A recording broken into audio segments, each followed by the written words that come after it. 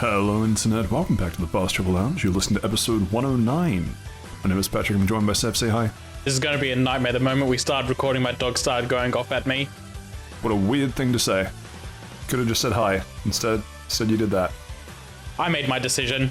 Steve, unless you're the dog in Saif's story, say hi. Bark, bark, bark, bark, bark, bark, Yeah, bark. yeah, there we go. Yeah, cool. Man, knew that. Right. Surely I'm not that predictable. Really? Yeah, okay, good point. Good point. That or Good Stevening, take your pick. Good Stevening was like a peak, and I feel... Look, I wish I could keep saying it, but like, as funny as it is to overstay my welcome, I try not to do it that much. Yet you do it all the time. No, I don't. Speaking of overstaying their welcome, I was in Sydney for... I wasn't. Oh, I'm sorry. Was there more to your story, Steve? Or... Oh, I thought you were like just saying where we were. Never mind. Okay. Sorry. Yeah. Please, how rude of me. Please continue your story of your Sydney adventures in one of the cities in the world. It's true. I think my favorite moment was now Sydney is a lot like Auckland, right? It's a similar kind of layout. It's very big. Kind of sucks to live there, but is always fun to visit. Everyone that I spoke to in Sydney, where I told them I was from, not even New Zealand, but Auckland specifically, they went, "Holy shit! How are you alive? Your cost of living is so high." Yeah, and that's coming from us, which is also in like the top 5 of most expensive cities in the world. That's what's really funny. It's what's the word? Sad, I think is the word. This is the predicament I find myself in. It's something that we see eye to eye on, but also you guys are like a notch above, and that one notch is enough to make us in 5th place go, holy shit, 4th place has it bad. Oh, finally, New Zealand is better than Australia at something. Wait, hang on. No, even the Uber driver is like, yeah, no, I was in New Zealand with my family in January, and I've told my wife we're not going back to New Zealand. It's too expensive. The kids want to go, that's cool. But I'm not going to New Zealand anymore, which, fair. The kids can go by themselves. No, it was fun to visit. Much cheaper. Did you have any problem with the language barrier? I did, actually. Yeah, I had to find a large rock and smash myself over the head with it a bunch, but to really speak like a local. Yeah, you have to kind of do that to accept the showies around here. It's good, though. Fuck you. What? I'm from here and I think showies are fucking stupid. Yeah, but like you're not supposed to tell an out of towner that. You're supposed to be like, no, this is cool. This is what everybody does. You know, there was a WWE show that was in Australia recently, and they made a big deal out of having one of the Australian wrestlers come out and do a showy with a local Australian musician, I think it was. Really stupid segment. I can't believe Logan Paul came out and did a shoey. No, it was an Australian wrestler. They wouldn't dare have one of their American wrestlers do it. I don't know any Australian wrestlers. Was it you? Are you the Australian wrestler? No, I wish. Logan Paul being on WWE is kind of fueling me with spite to go and do it myself.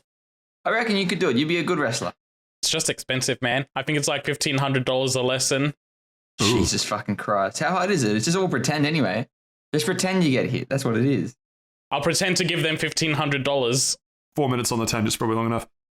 Second part of the reason why I bring it up, on my freshly non-memory card eating Asus ROG Ally, almost got that one backwards, played Halo 1. Not part of the Round the Lounge, just wanted to chime in and say, game still holds up. Nice. Also, speaking of things that eat things, to go back to the Sydney trip real quick, I have to say it on the podcast. Everyone, I'm sorry, the pay the editor bit has to die now because Patrick paid me with food when he came to visit. Oh yeah, no, that was a stolen credit card. I'm expecting a phone call at any day. I mean, the sentiment is still I thought there. it was Steph's mom's credit card. Yeah, that would have been the best bit, actually. No, it was Steven's wallet. If I'd organized that ahead of time, that would have been so funny. And then like act like the bigger person too. It's fine. I got this. I got this. Actually, do you guys want like a second or third round? Like honestly, it's all good. You guys ordered 2 rounds right away, and they were like, actually, you guys can't do this. Next time you do, you're getting kicked out. Apparently, Australia does not like double parking. Holy shit. Yeah, no. Oh, holy, that is the most fucking Sydney thing I've ever fucking heard. They do not let. Because God forbid you have a good fuck. God, fuck that boils my piss. That's the most classic Sydney thing I've ever heard of. Oh, you do it again. You keep. Oh. Meanwhile, there's a happy hour sort of divey bar that we used to go to in Auckland. It's a bit hard to get to now with the office change and everything else. But they used to do a happy hour which would stop at 6, and so we'd have to be down there pretty quick and enjoy it. And so there's like one of those core memories of my mate coming back with I think, and I don't say this lightly, it was, let's say it was enough to make a triangle, so it would have been 6. Yeah, 6 things of beer, like 6 glasses. And one of the people asked, like, oh, did you need some help carrying that to your table and like handing them out? And he goes, no, these are all for me. And then took them to the table in 3 trips. Jesus Christ. Absolute legend. legend. I'd love to hear about. And no one bats an eye. Yeah, over here they don't want you spending money on alcohol. They want you spending money on the pokies. Yeah, exactly. Oh, man. But if you spend more money on alcohol, you want to go to the pokies. You want to chuck a crisp pineapple in. The more beer you have at the pokies, the longer you're going to sit there holding in your piss. And should also state that we did in fact go to Krispy Kreme, so anytime that sponsorship money wants to roll through, just let us know. We gave them our details, we just need to hear back. We did. It was a little bit weird when your version of giving them details was handing them a note saying, we have a gun, put as many Krispy Kremes in the bag as you can. But look, anything to get those donuts. True, and I did make sure to write your phone number on the back, so hopefully they call. Maybe the real Krispy Kreme was the friends we made along the way. Yeah, exactly. Around the lunch this week, or you want to try hit us with the sweet Steamcharts stuff? I'll just hit a quick Steamcharts. I'll make it very, very quick. Oh boy, he said very, very. See everyone who fast forwards the next 10 minutes. Okay, so I've got 5 games here. It's very easy. God, 5? Just list them from 1 to 5. What you think is the best-selling game and the worst-selling game. It's almost more than I have fingers. Selling? This isn't Steamcharts? So the story behind this is that these are the top 5 best-selling games on PS5 in Japan, only counting physical versions. So we have Spider-Man 2, Final Fantasy 7 Rebirth, Gran Turismo 7, Hogwarts Legacy, and Final Fantasy 16. Give me from the lowest selling to the highest selling. Oh, all right. Can I go first? You know what? He volunteered. Yes, you can have first. Yeah, eat fucking shit. All right, I reckon lowest selling. I'm going to go with... I want to say Spider-Man because Spider-Man's not that popular in Japan. So Spider-Man and then Final Fantasy 16 and then Hogwarts and then Final Fantasy Rebirth, then Final Fantasy Remake. Remake isn't even on that list. It's Gran Turismo 7 is on that list. Oh, shit. Sorry. I just zoned out.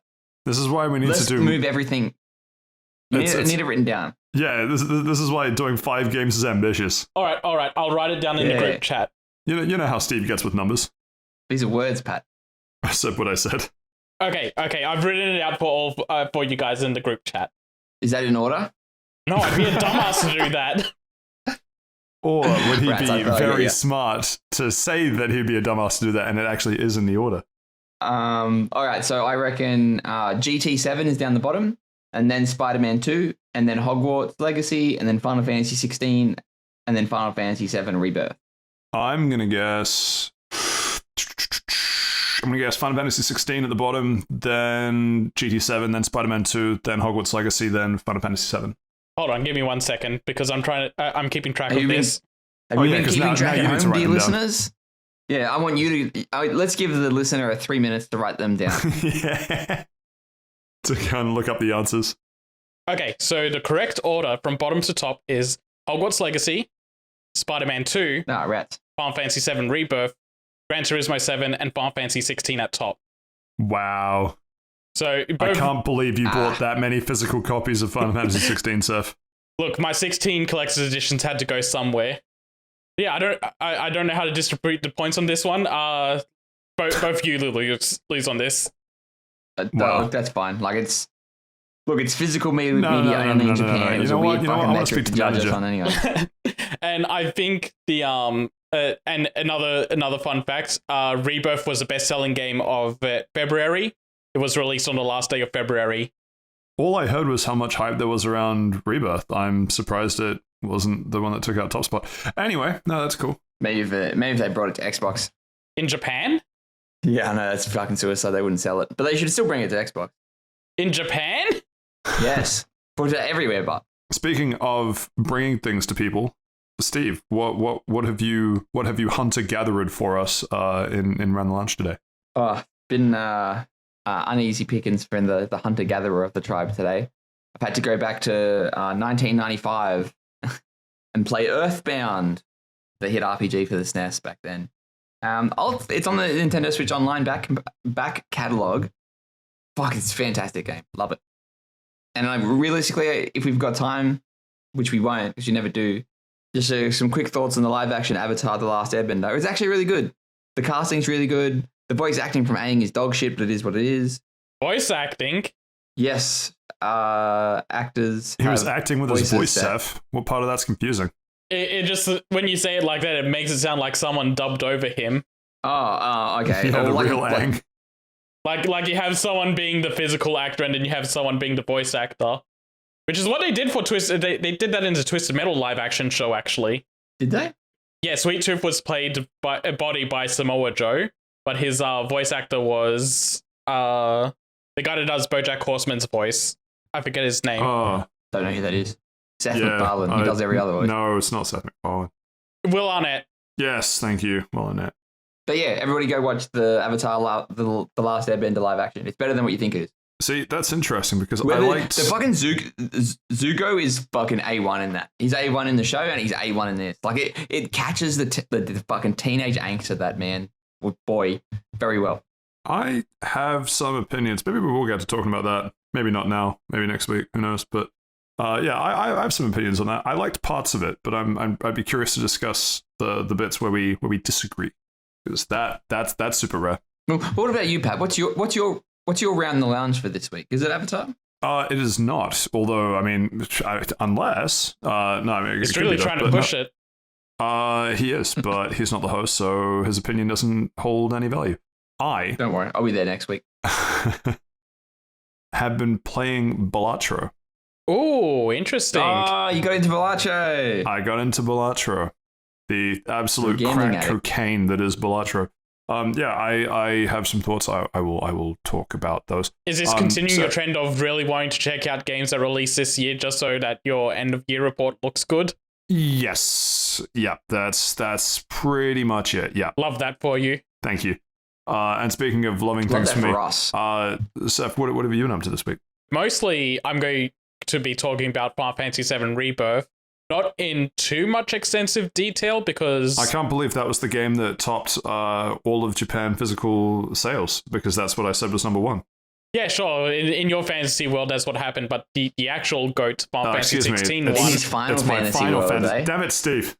I so read you. I'm not going to go into too much detail on that one because I am planning on doing a spoiler cast with the Final Fantasy crew again.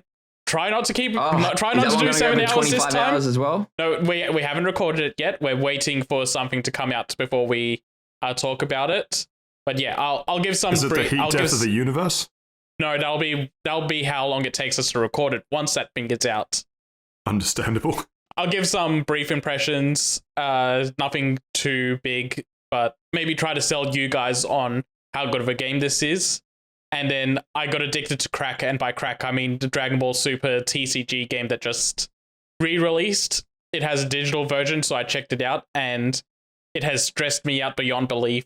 Interesting. All right, well, it sounds like we have a sort of card gamey theme, so let's get the boring, shitty, non-card game themey stuff out of the way. Why don't we hit Seth first? Final Fantasy 7, that seems topical.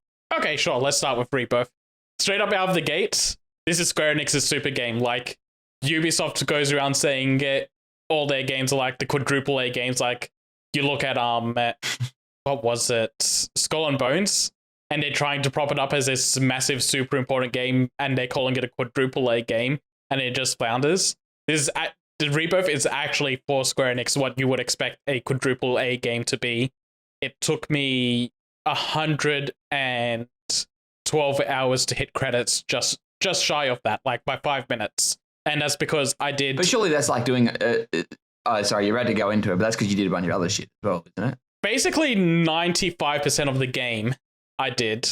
There were a few things that are so you locked. pretty much 100%ed it. Yeah, there were a few things that are locked until you have to post game, and there were a couple of other small side stuff that I was like, I'm not really feeling this right now, or I straight up forgot about, and I got to go back and do those.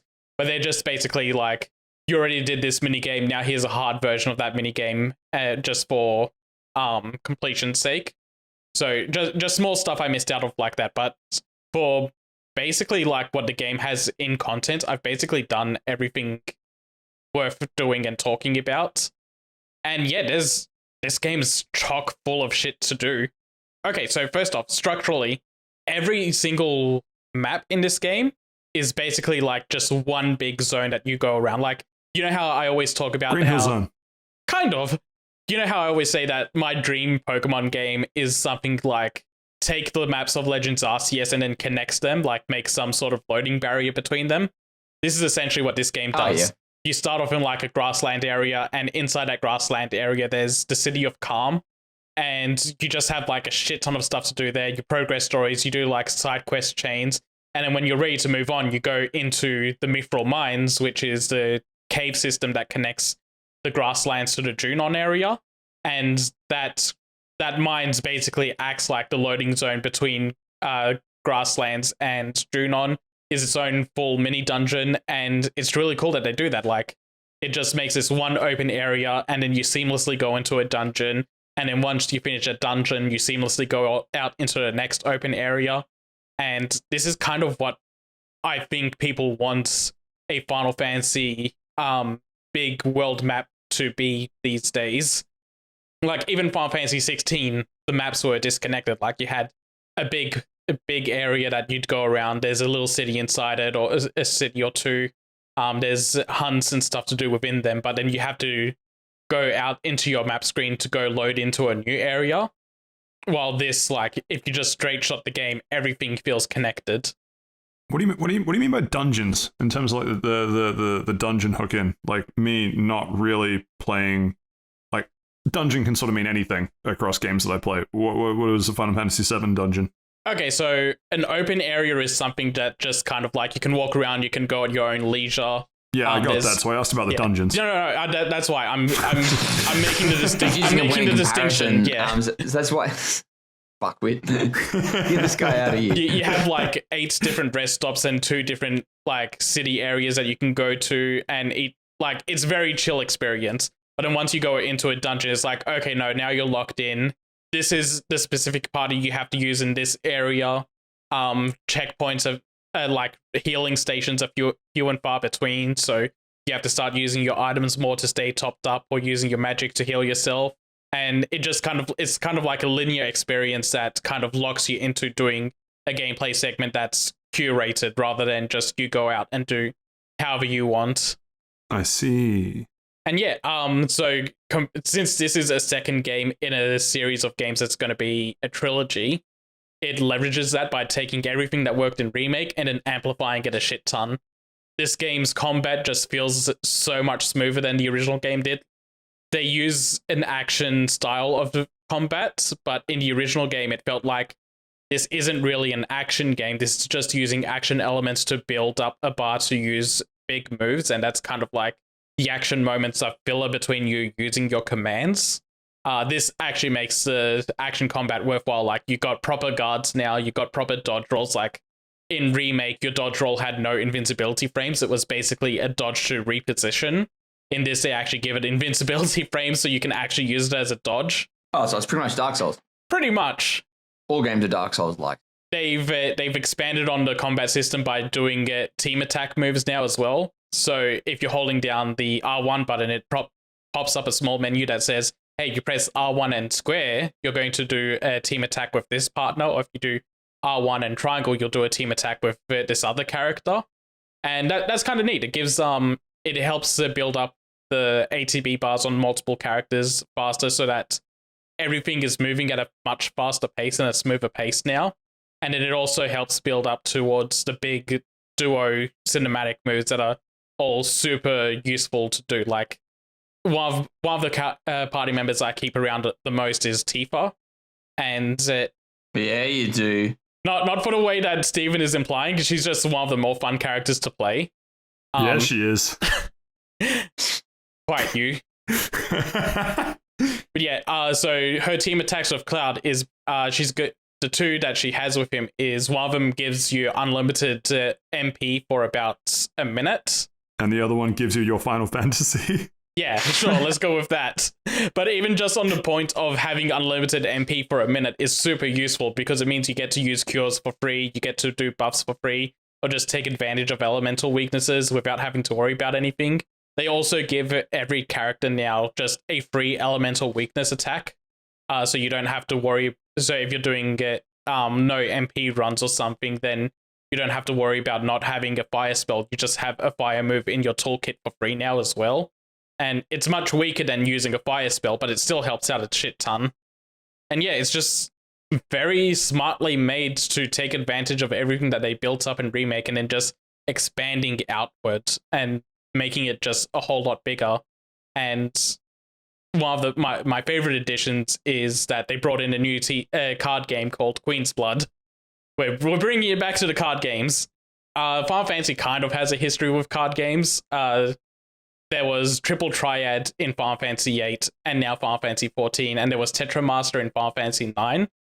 And so it became a weird spot where Final Fantasy VII was the only one of the PlayStation 1 Final Fantasy games that didn't have a card game, so they've kind of gone back and added one in, and it's easily the best one out of all of them. It gives you a 3x5 grid that you have to place cards on, and basically you're just building up you're building up as many cards onto the board as you can so that you can win a lane, and winning a lane will give you a bunch of points based on what cards you have on the field. And so it's made in a way so that like you could win 2 lanes but still lose the game because you put too many low value cards and the opponent put a lot of high value cards on the middle lane, and that got them more points in the end.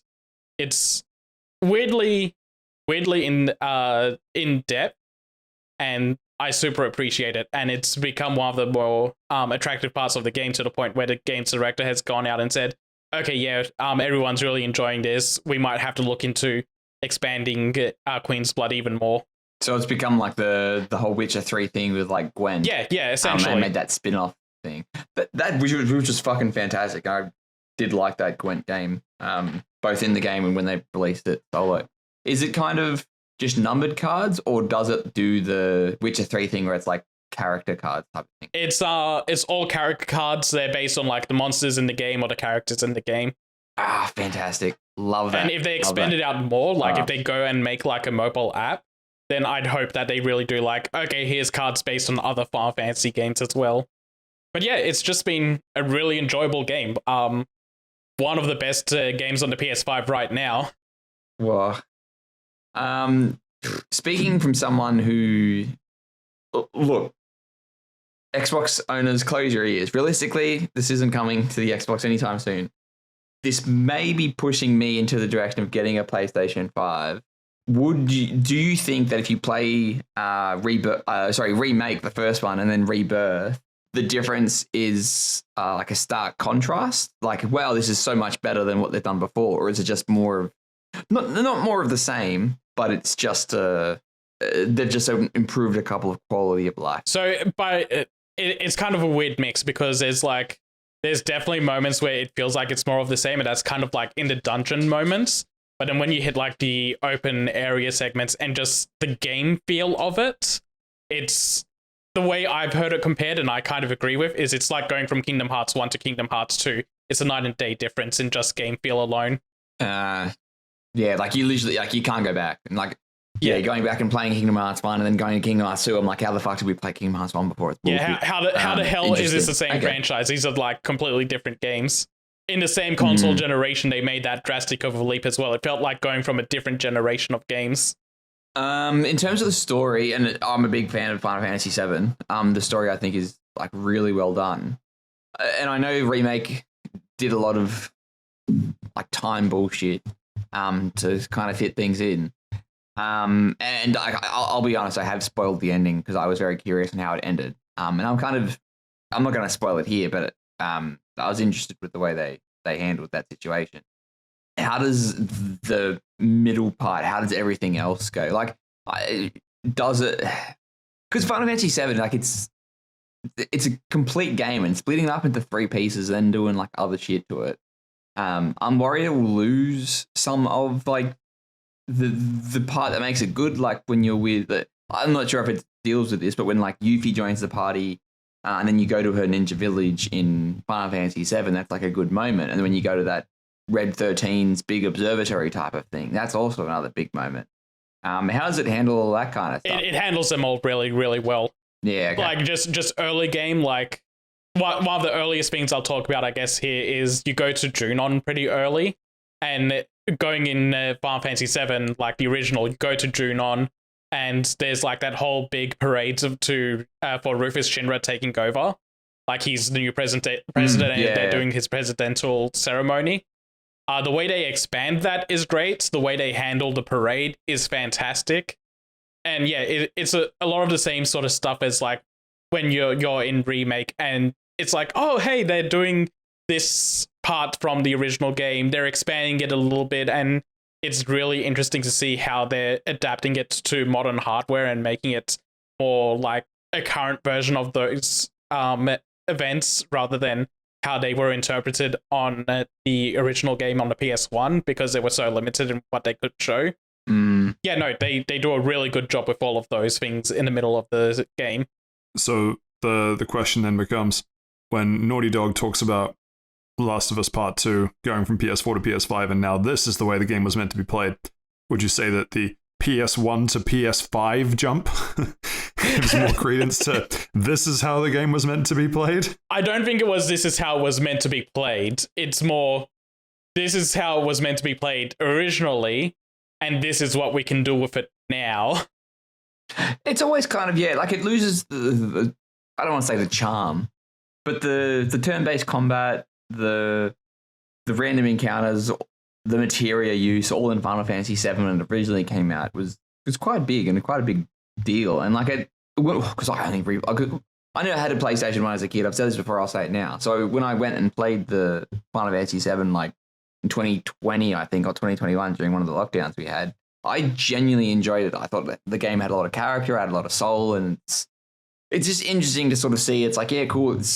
It's not it doesn't feel like a night and day difference. Like when I watch it and I see gameplay footage of it and I hear people talk about it, but it definitely feels like a Final Fantasy VII, the original, is its own thing, and then Remake and Rebirth and whatever the new trilogy is.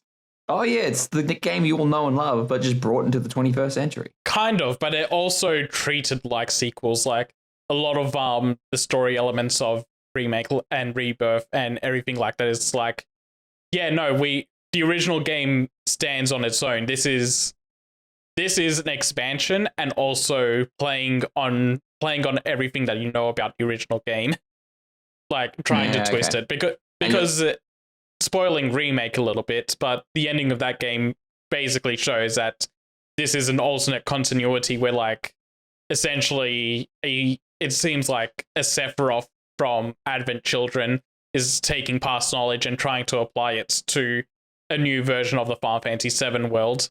So it's like the Final Fantasy VII original is like pure, distilled, perfect Final Fantasy VII, and then Remake is the end of Evangelion of Final Fantasy VII. Okay, that's a good example. But yeah, I'm very excited, and like all the stuff I've been hearing about. There's like fucking 14 million mini games. Each mini game has like a different soundtrack for it. There's like 12 different versions of the main Final Fantasy VII theme. Yeah, all right. And I do love the Final Fantasy VII soundtrack. So it's good to hear that they kept it but modernized it, if that makes sense. They've kept it, they modernized it, they've expanded on it, they've done everything they can. One of my favorite tracks from Final Fantasy VII was the Cosmo Canyon theme, the place where Red 13 is originally from. Choice. Getting there in Rebirth, I fucking melted. It's so good. And then there's a side quest where you have to help a little dog go from one end of a map to another end.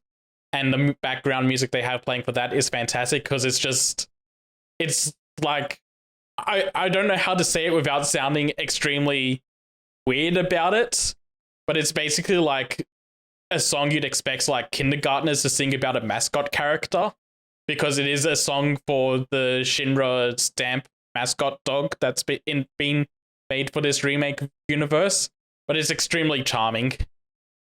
And then there's also a bunch of like weird additions, like there was the Wall Market theme got readapted into like this weird techno jazzy theme, and then a new character has like just a full-on jazz swing theme song that's been adapted into this game. It's all sorts of weird out there stuff, and this OST is really varied. It's really, really good.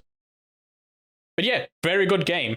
If you have a PS5, I completely recommend getting it. I think even just like if you try to ignore the side stuff, this is still like a really chunky game that would take 50 hours, 50 to 60 just to mainline it.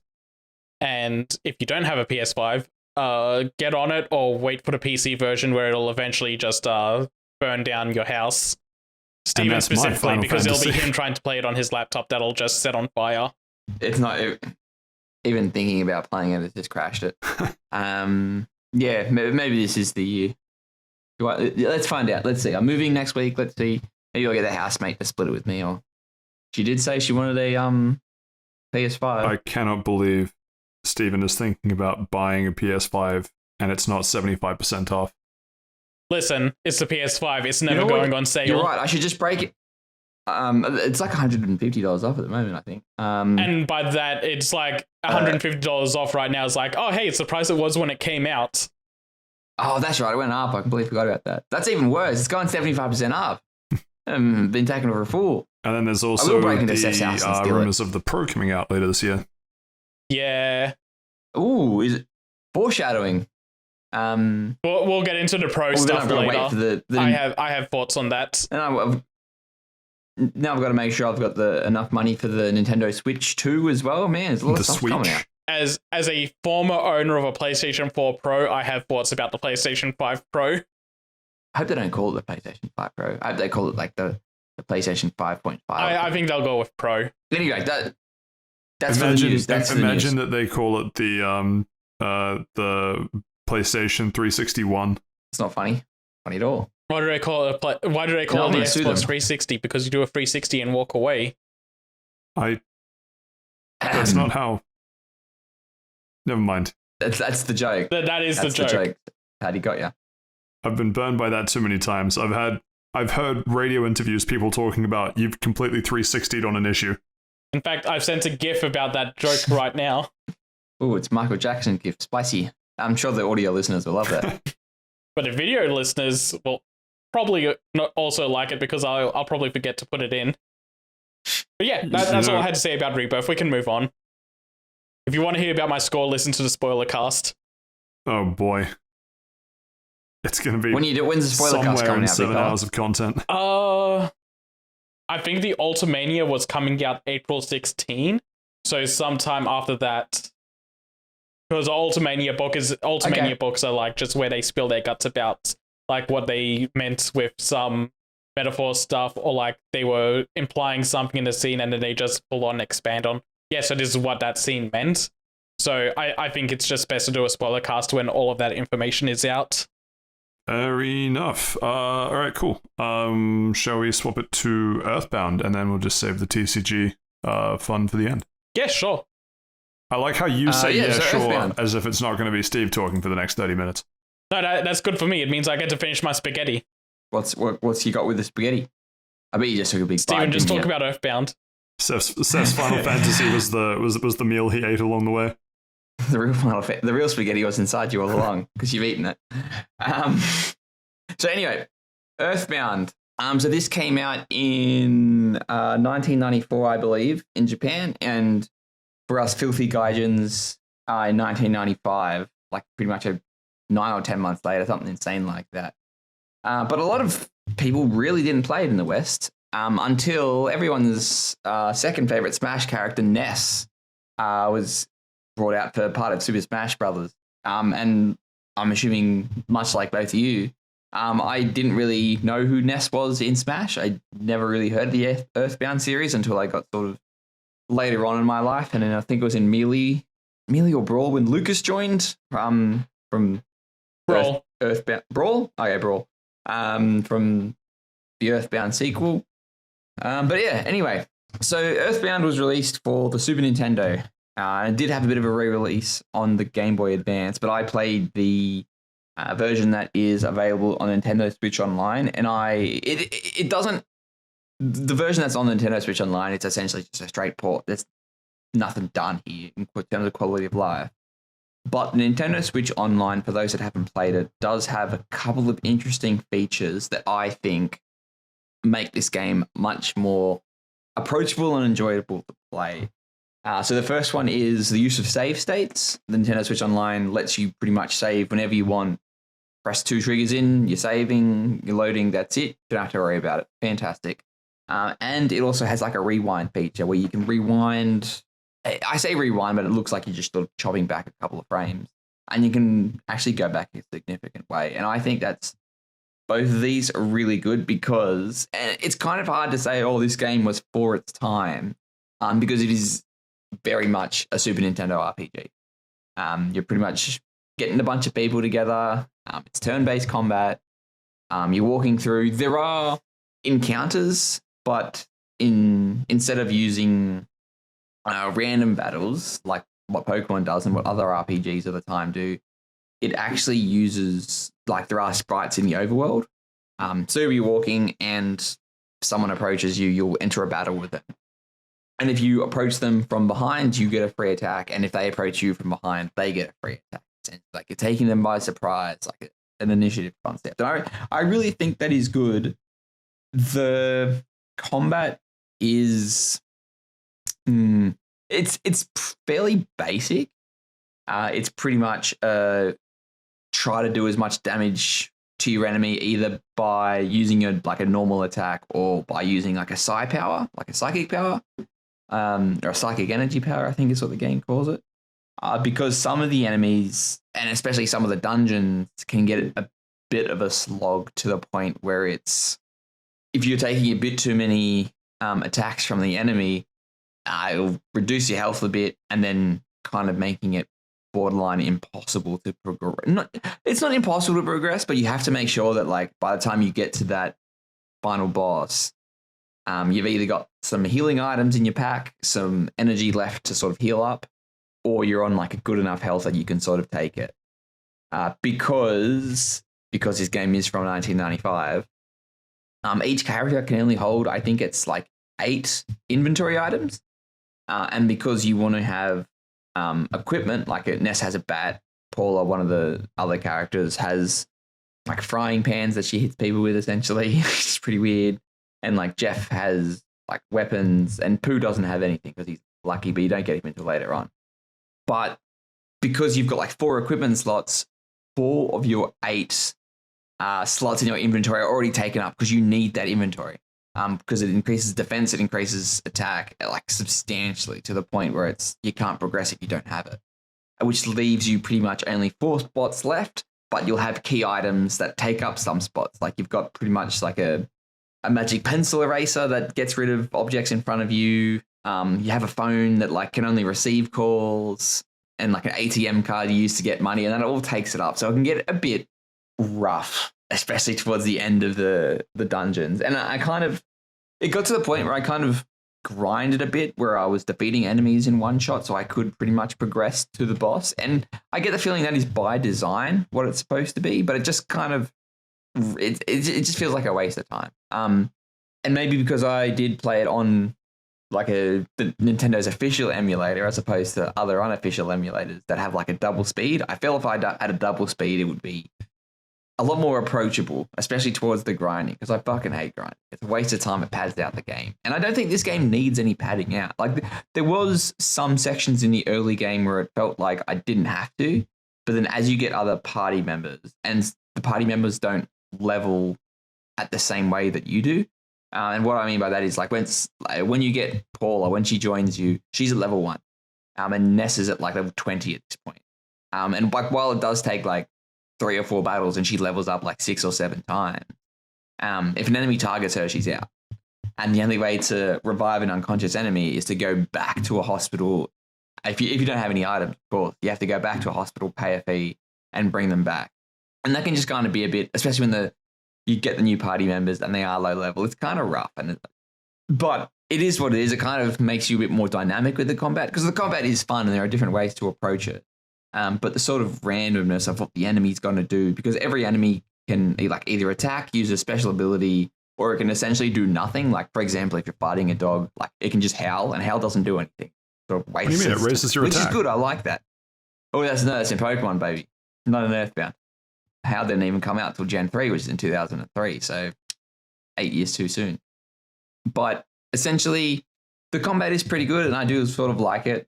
Going from top-down perspective in the overworld, the sort of first-person type of camera. This is overall a good game. Like, the overarching story is that there's like a meteor's fallen to Earth and some alien wants to take over the world, so Ness has just got to go to these 8 sanctuary points around and sort of absorb their power to get the power to defeat the evil Gigas. I'm pretty sure that's how it's pronounced. Oh, like Reggie Gigas. Meanwhile, on the way, Well, aren't you fool? It's pronounced Gigas. Is it really? No, it's not actually. I'm just pulling your leg.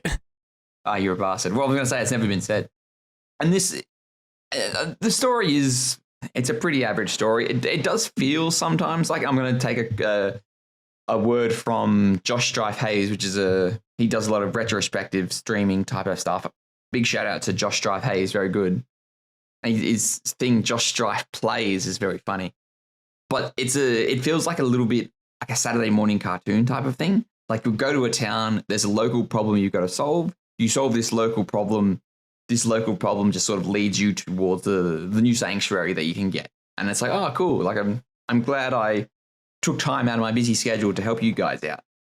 But there's a couple of times where it feels that like if you have to talk to a specific character that you don't know who to talk to progress, whether it's you have to talk to a character to know that they need something, to know you have to go back. So, for example, I believe it's the town of Fourside. And on the way through Fourside, you get stuck in this desert. So you got to cross this desert.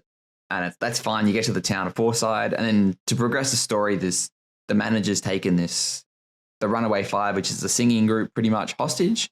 Not hostage, but like they've got the shitty management contract, as all musicians do. And then it's like, oh, maybe I'll let them go if you give me some gold. And you're like, okay, cool, I need gold. Where the fuck am I going to find this gold?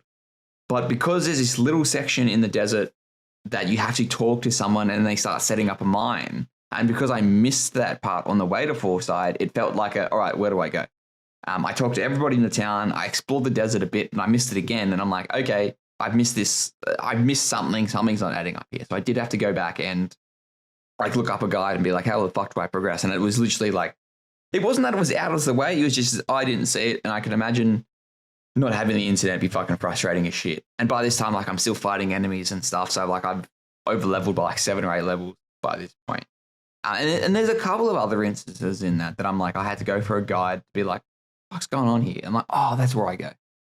Because I didn't talk to a specific person, or I don't have a certain item, or I didn't use an item on a person. But overall, though, it's still a fantastic game. I get once again, it feels like I've just been whinging. But this game is very funny. It's got a lot of charm and character. Like, for example, the enemies when you're walking through town are just drunk people walking around. Or like when you're early on in the game, you're just fighting dogs and birds and shit. And then towards the end of the game, you're fighting like aliens. What the hell did the dogs and birds do? They were in his way. Wake up one day and you're like... Well, yeah, they're in my way, and Gigas has sort of amplified the violent tendencies of people. And that's kind of how they get away with, well, that's why you're going to be fighting these fucking shitty mice and cockroaches and all that kind of stuff. And the game has so much charm and character. Like the writing is fantastic. It's very funny. Like each town feels very different from the last town. Like some towns just feel like very small town America because it is based on America. And then you go to another town and it feels like it's more of a built up city, and it's got like the mob is got some stuff in there. It's a bit of Italian references as well because they want like the whole Godfather references that were popular at the time.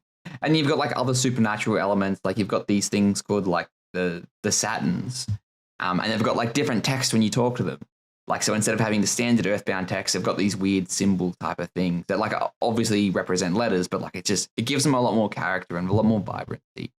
And the music as well is fantastic. Like it's each area is different, has a different sort of theme. And then you go to the battles and it's like, whoa, okay, this is the battle theme. And it's like, I'm not going to say it's the best soundtrack of all time, but it is a good soundtrack. But it is pretty good. And overall, I think it's a fantastic game. Like it's great to sort of see in the later years. Correct me if I'm wrong, but I don't think this game sold very well in the West, and that's why they didn't bring its sequel, Mother 3, or whatever it would be called here, because technically this is called Mother 2 because it's the sequel from Mother 1, which is essentially Earthbound Origins in... Yeah, I was about to say, it's such a confusing situation that when they re-released Mother 1 over here, like localized it for the first time, they called it Earthbound Origins or Earthbound Beginnings. Yeah, it is Earthbound Beginnings. Yeah, you're right. I googled it because I wanted a summary of the plot. Then like, no, it's not called Origins. It's called Beginnings. You fuck with. I'm like, all right, cool.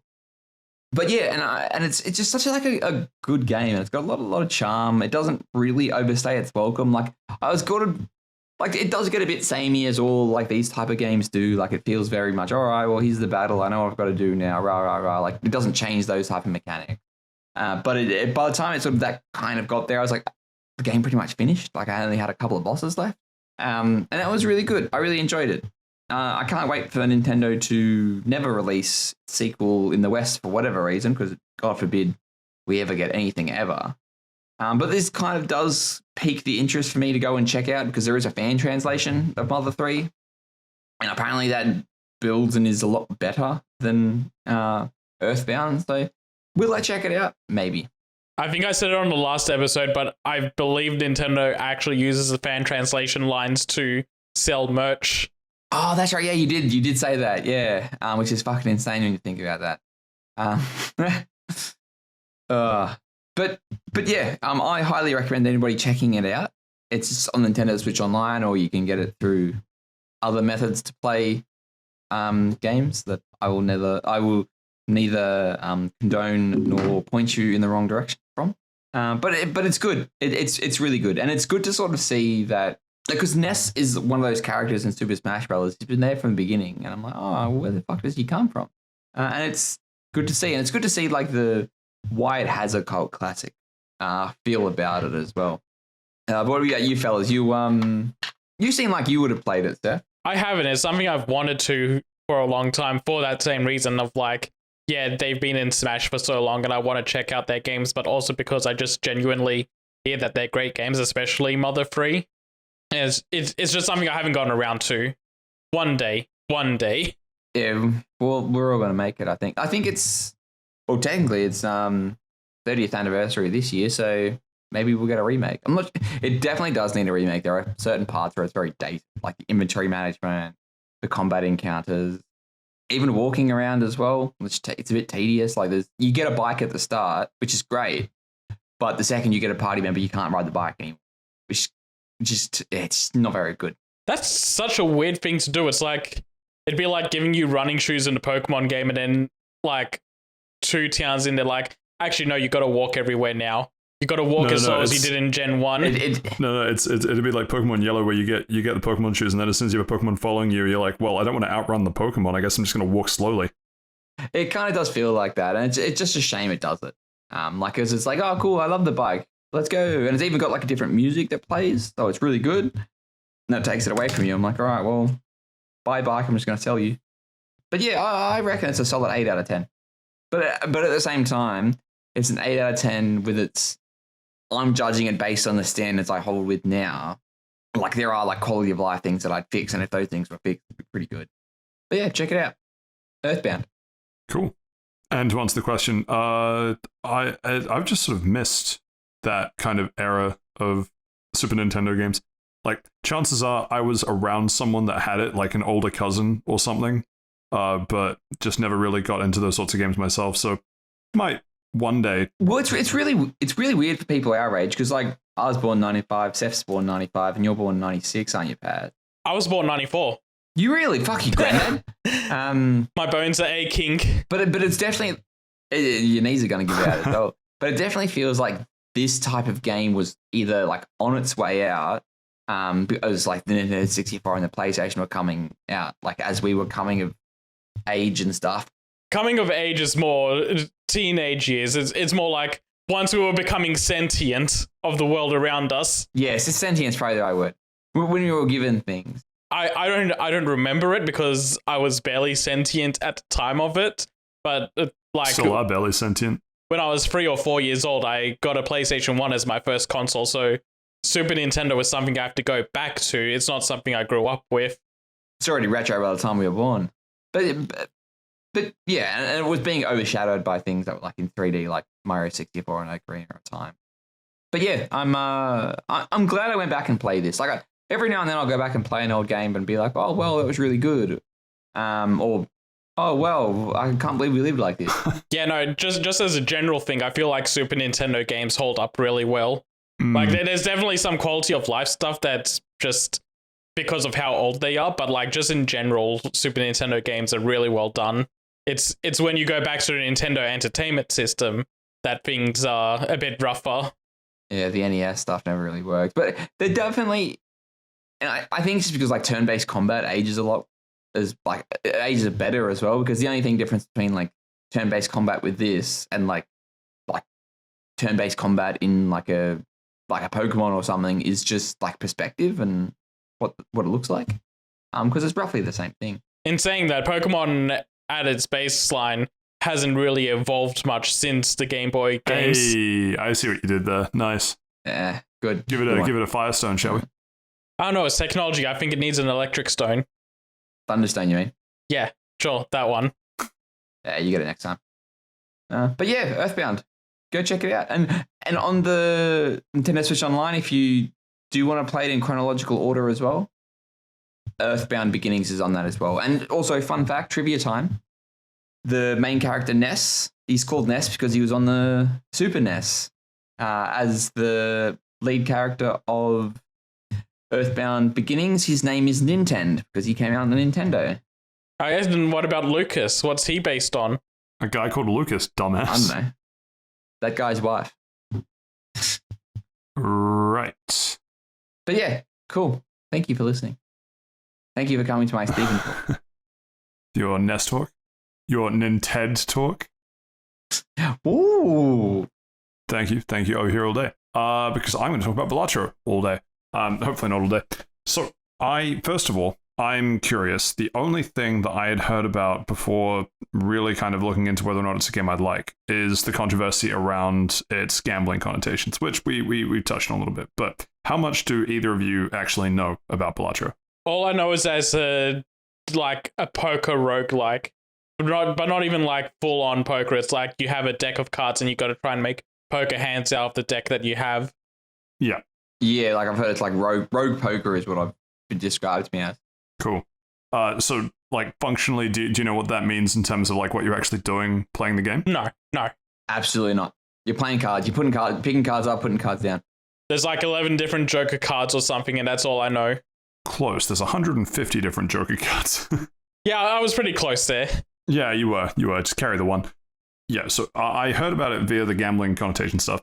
And then a friend of mine said, I feel like this game is up your alley. Are you interested in it? And I actually brushed it off. I was like, not really. I love it. It looks interesting, but I don't know if it's the sort of game that I'd get into because my only point of reference was Slay the Spire. And I like Slay the Spire, but Slay the Spire has much more of an aesthetic going for it than you're playing with a deck of playing cards. So I wasn't super keen to let myself get entranced with it. One quick hit of some crack cocaine later, and no, it wasn't actually like that. The main thing that got me was that a lot of the people that talked about how good it's sort of like the Helldivers 2 thing of I have become wary / immune to the kind of hype cycle of games, but games like Helldivers 2. So that's why I didn't get into Palworld, for example, because it was massive hype, and then it started to peter out because it had to, because it was so hyped up. It couldn't have gone anything anywhere else. That's nothing against Palworld. Helldivers 2 is the one that I've become really close to in that massive amount of hype, and then people still playing it weeks. I guess we're now at the scale of months because it came out sort of December last year, I think. Later, and people are still playing it, still really enjoying it. So that that got my interest. However, that's also a fairly expensive game and much more, like involved. Whereas I quite like to play, as you guys ridicule me for, play games on one screen and then have something on the other screen, because ADHD. It's usually Subway Surfers or Family Guy Funniest Moments, because of course it is. So when people said that they were still playing Balatro and still really enjoying it, and that it was a lot deeper than it appeared on the surface, that's what got my interest. And the fact that it's priced at an indie game price point, I'm like, ooh, let's check this out. So I ended up buying it. I bought it without fully understanding how the game worked. I only had the understanding that you guys have of like, yeah, okay, you play poker. What does that actually mean though? So the way that it works is you have to get through 8 rounds, let's call them. Technically, the game calls them antes. We might as well keep it in the same terminology. You have to get through 8 antes. What is an ante? Actually, I don't know what an ante is. All I know is from up the ante. Whether that actually has a reference or meaning to something, I should probably look up. But each ante... I think it's pronounced ain't. Ain't. Ah, yes. Because it's like one of those E's that bossy and it tells it. Gotcha, yeah. So, itself, yeah. Each ain't... it's so hard Please to commit to don't do that, but I'm sorry. Yeah. In each ante, you have 3 rounds. And these 3 rounds, you have a particular target for the number of chips that you need to get to win the round. It's called Small Blind, Big Blind, and Boss Blind.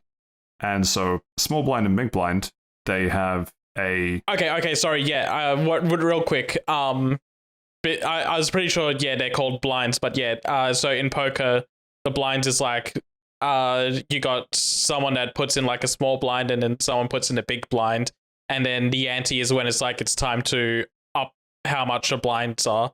So it's like it keeps the game progressing, so people aren't just doing small bets. Like as the game progresses, the ante goes up, which means the blinds are getting bigger. So yeah, up the ante so is the... It really is just up the ante. Yeah. Interesting. I know these poker things, but it's also been forever since I played that. I was like, no, it's not called the ante when you like put in a chip or like the next person puts in 2 chips. I'm pretty sure that's a blind, and then it's like, no, ante is when the blinds go up. Yeah. And so boss blind is the most amount of chips that you need to win, and there'll be some modifier, and I'll talk about the modifiers later. So at its core, that's what it is. And you can go to the shop between rounds, and you're playing cards, and you're basically trying to get to the 8th ante and beat the boss blind of the 8th ante. And then if you do that, it's considered that you've won the round. Won the run, won the game. And then you can continue into endless mode if you'd like, or you can go back to the main menu, start a new game, all that sort of stuff. That's sort of the end point. There is no story or any kind of overarching plot, which I don't really think there was one in Slay the Spy either. There was sort of like half a story, but it doesn't really... Anyway, so how the game works on like a mechanic level is that you start with a full deck of playing cards. So that's 52 cards. That's the 4 suits, the 13 cards in each suit. Did I just screw up the math? I think I just screwed up the math. 14 cards in each suit. Hey, they're not going to get you. I'm going to get me. Is the thing. No, 52. No, it is 13. Yeah, anyway. Yeah, that's fine. I just had a stroke. Don't worry about it. So you have to try and make the best hand that you can. And each round that you play against, say, the small blind, let's say you've just started a fresh game. You go up against a small blind of the first ante, and you'll have to make a certain number of chips. I think it's about 300 or so for the first one. And so you have a certain number of hands that you can play and a certain number of discards that you can play. And so what that means is you can select up to 5 cards in your hand and then either choose to play that and get chips for it, or discard those and it doesn't count as your hand total. So you have, when you start, you'll probably have, let's say, 4 and 4, because that's what most decks have. So you have 4 chances to get chips and 4 chances to throw away cards that you've selected, and then you'll draw the same number out of the deck. And the idea is that you want to game it in such a way that you get the best hands you can, and therefore the most chips you can for those 4 hands. And the hope is that across those 4 hands, you have enough to make the total number of chips that's required to move on. So sounds boring as shit. And so what makes it way more interesting is that you have the chip values are equivalent to what the card value is. So a 2 will give you 2 chips. 3 chips, all the way up to, once it gets to 10, everything above 10. I'm pretty sure ace is also 10. I don't think it goes to 11. Might do. I actually probably should know that. Point being, that's what the chips are. And then depending on the sort of hand you play, you can multiply that. So if you play 2 pair, which is, as the name sounds, your 5 cards has 2 pairs within them. You can play as few or as many cards as you like, up to 5. So you can play 1 card, you can play 5. Anything in the middle. And so if you play, let's say, a 2 pair, you might have a multiplier, which will multiply all the chips that were in that hand times some amount. So let's say 1 pair is a times 2 multiplier. I have no idea if that's true because the numbers get finicky. But let's say, right? Let's say you have a pair of 10s and you play it as the pair. So the chips that you would get for that hand, both 10s, so that's 20 chips times 2. So that's 40 chips. That's basically how it works. So where the actual roguelike deck building elements come into it is that you get there are 150 jokers, and all these jokers you can put up to 5 with some caveats into your, let's say, bench. And what they do is they modify how the game is played. So a joker, the most basic joker, just gives you +4 as the multiplier. So whatever you play, a 4 gets added to the multiplier, and then the total value comes through. So quite useful. Does what it says on the tin. You can get some really complicated ones, though. You can get ones that is like, if you don't have any discards left, which means you've gone and you've intentionally discarded all of your discards away, so you have 0 discards left, then you get an extra 15 on your multiplier, and then you're like, okay, now I need to play around discarding cards to get that multiplier. Or you might have one that says, we will give you 4 chips for every time you've played a hand with exactly 4 cards. And every time you play a hand with 4 cards, we'll give you more chips. And so then that kind of stacks as the game goes. You have other ones. So basically just all sorts of effects. You have some that even let you trigger stuff. Like if you play, they call it the walkie-talkie joker, which is that if you play a 10 or a 4, you get a bonus because it's like 10-4. Like that's how it works. It's fun. It's all fun. And so you have these 5 joker slots to try and augment the number of chips you get back on each hand to just get higher and higher scores. And so the first few rounds, the tutorial seed, I actually got decently far, and I don't really know how or why, but I've also heard that a few other people say the same thing with the tutorial seed. I got to ante 5, I think, 4 or 5, which, when you know that you have to get to 8, seemed pretty good for a tutorial. I wasn't even expecting it to turn into an actual game. I thought it would kick you back to the main menu when you start like a proper run. But no, it just lets you continue playing until you lose. The next couple runs were just awful. Just garbo tier. And I started slipping into the mindset of, okay, I'm not really sure how this game works. I'm not sure if this is the sort of fun that I thought I was promised. And then once you get a really, really off-kilter build going, it becomes really fun trying to hyper-optimize that build. And I'll give you an example. So we have the jokers, right? The bench of 5 jokers. You can also augment cards in up to 2 different ways. You can put what's called a seal on it, and you can apply an effect to it. And so this might be, because there's an easy example, you can turn a card into a glass card, which means that when you play it, you get more chips and a multiplier, but there's a 1 in 4 chance that that card breaks, and it's just gone. It's destroyed. You can never use it again. So it's a risk-reward thing. The greatest deck that I ever put together, that I got to ante 12, I think, was the furthest that I ever got, because I blitzed the game and then continued past that. Let me describe the build. It was based around only playing 4 of a kind. So you have a deck of 52 cards, right? And of that, you can only play 4 of a kind for all the different sorts of cards in there. So, you only have 4 aces, so you can only play 4 of a kind once. All that sort of thing. I had found a way to add more and more jacks to my deck.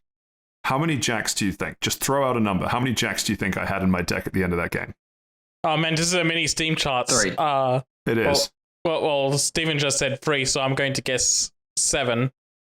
What? Steven, I was playing 4 of a kind. I had to have at least 4.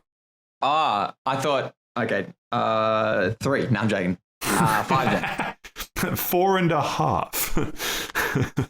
I thought you meant like you ended up with like it doesn't. I think that this is one of those games that like I'm trying to visualize it. I'm closing my eyes and I'm not getting it. Yeah, that's what I'm saying. I'm trying to find a way to describe it like in audio because it's genuinely really hard. I've tried describing it to people like over text. It's difficult. It's really easy to understand.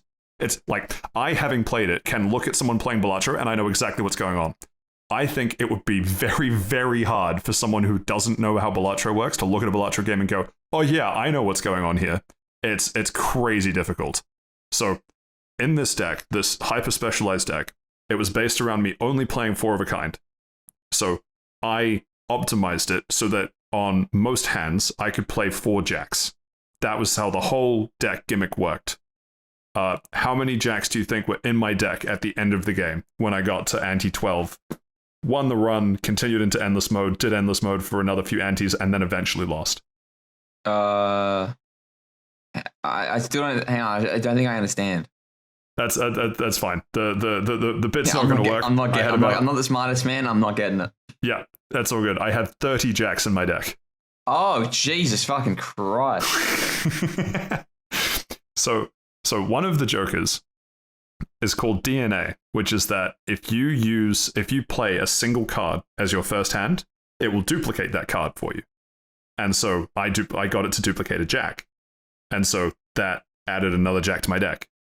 And so every round, I played a jack as my first hand, so I got a new jack every round. It gets better. Another one of the jokers is called Blueprint, which doubles the effect of one of the joker to its right. And so I put it such that on the first hand, it would double DNA, therefore I play one jack, and I get 2 jacks back. And so I then augmented the jacks to be glass jacks, which are the strongest variant of the card that you can get, but they become fragile, they can break. But you can't break enough of them if you guarantee you get 2 more every round. So I ended up with 30-something jacks in my deck.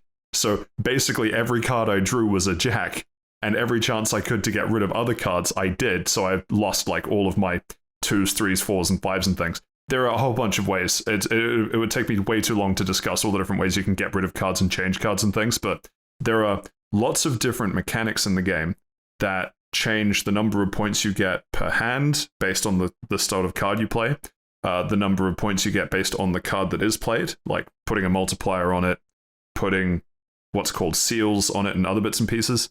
So all of that to one side, that's all the gameplay stuff. It is very fun realizing that you have a build based on what comes up in the shop because you have to buy your jokers and things. Like you don't get given shit for free.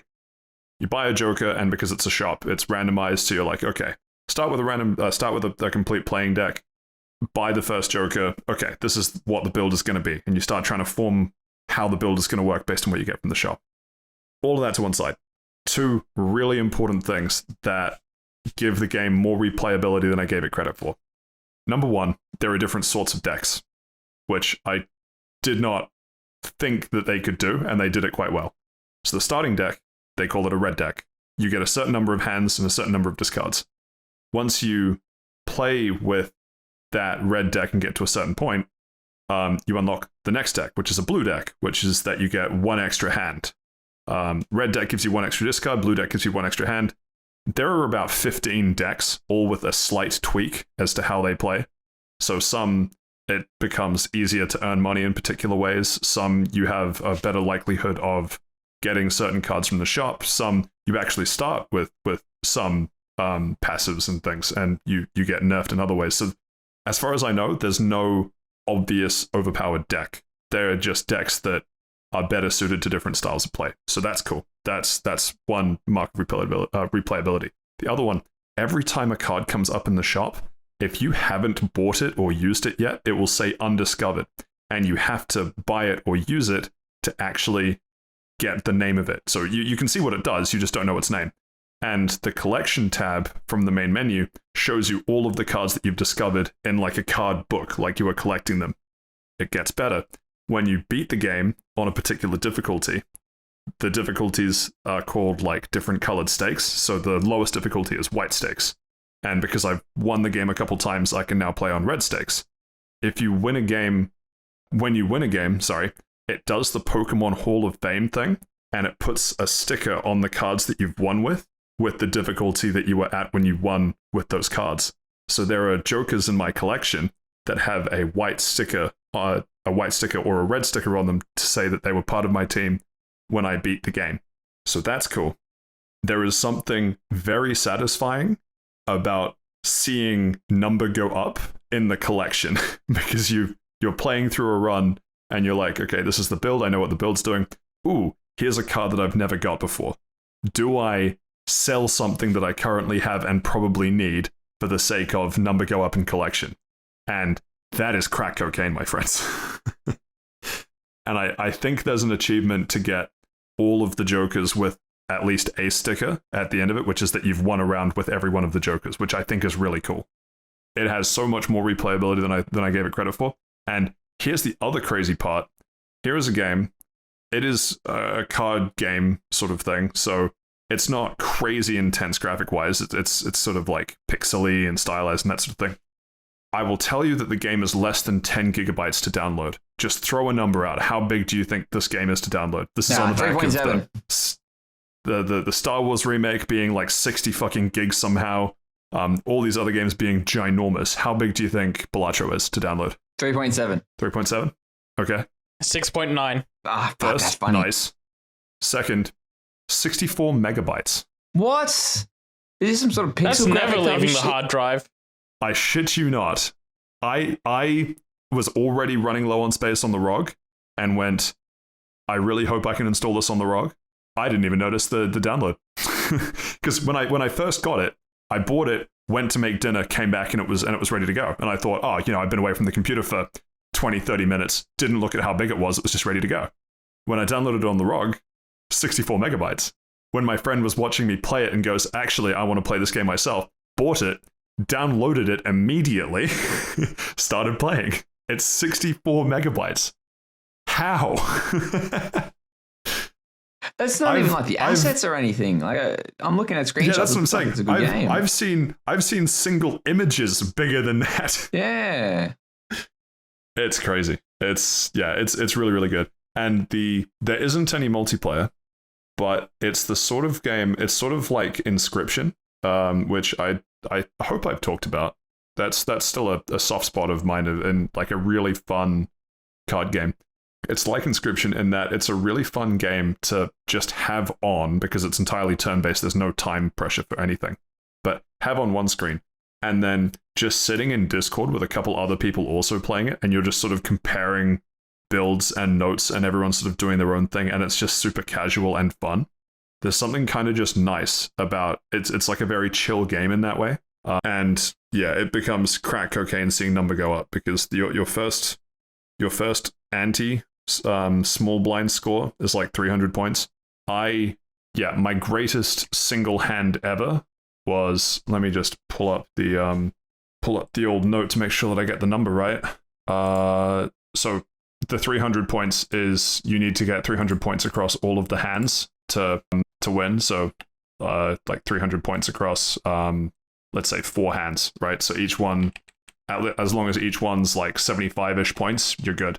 By the end of it, really should have had this one prepared earlier, was so my biggest one-off score with one hand was 73.5 million. Jesus. Well, what's like the average? Number definitely went up. Number definitely went up. And so I lost that, absolutely stacked so many Jokers in each thing because the target that I had to hit for the ante was about 200 something million. No, actually that one had a modifier on it. Yeah, that one had a modifier that I could only play one hand, and I had to reach 100 million, and I didn't reach 100 million in one hand. The game goes to scientific notation after a point. Once your antes are asking you to get 150 billion points, after that point, it just goes to scientific notation. It's just like, hit like 1.5 times 10 to the power of like 10. 1.5 times 10 to the power of like 15. Number go up. It's crazy. That's too high. That's not even number go up, that's just notation go up. It's it's a game that is really hard to describe in terms of like how the mechanics of it work. But I would, if you were like me and you saw like the trailer for it and you're like, I don't know, I would try and watch someone play around rather than the promotional material, because I think that gives you a better idea as to what's going on. But it is very easy to get into once you understand the different systems. Highly, highly recommend. And it's 64 megabytes. It will literally stay on my hard drive forever. How much does it cost? Like, what are you going to do with that 64 megabytes? Wait, you said megabytes or kilobytes? Megabytes. Yeah, megabytes. Okay. Kilobytes would be... Yeah, kilobytes would have been insane. But yeah, 64 megabytes, there's nothing you can do with that. That'll, like, it's a Word document. Yeah, in fact, I think I've seen Word documents bigger than that. Came out 21st of February 2024 on Steam. Has overwhelmingly positive reviews. 21k reviews as of right now. And holy shit, it is still 10% off. Offer ends 2nd of April. How much? It is only 20 New Zealand dollaritos. So probably even cheaper where you live, because that's like 10 Australian fun bucks. Fun bucks? You mean dollary dues? Yes. Yeah. I've probably butchered trying to explain some of the systems, and I've glossed over a ton of stuff, but we're also at 25 minutes, so were there any kind of low-hanging questions that you want more clarification of? Otherwise, hope I've sold it, we're good to move on. You've definitely sold it. Yeah, I think with 25 minutes, it's you've sold it, let's move on sort of deal.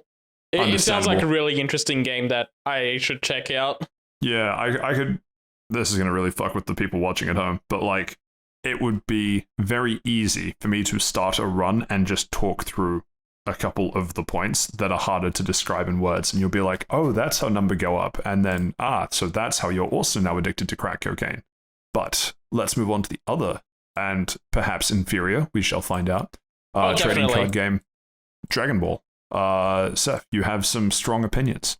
Very strong opinions. So, as long-time listeners may remember, when it came out, Stephen and I talked at length about Yu-Gi-Oh! Master Duel and how good of a digital version of that game that was, and how it was surprisingly very lenient in giving you gems to buy new cards, and the crafting system was very lenient in, you have all these cards you're not going to use, you can cash them in and then build the cards that you do want, and Dragon Ball has none of that.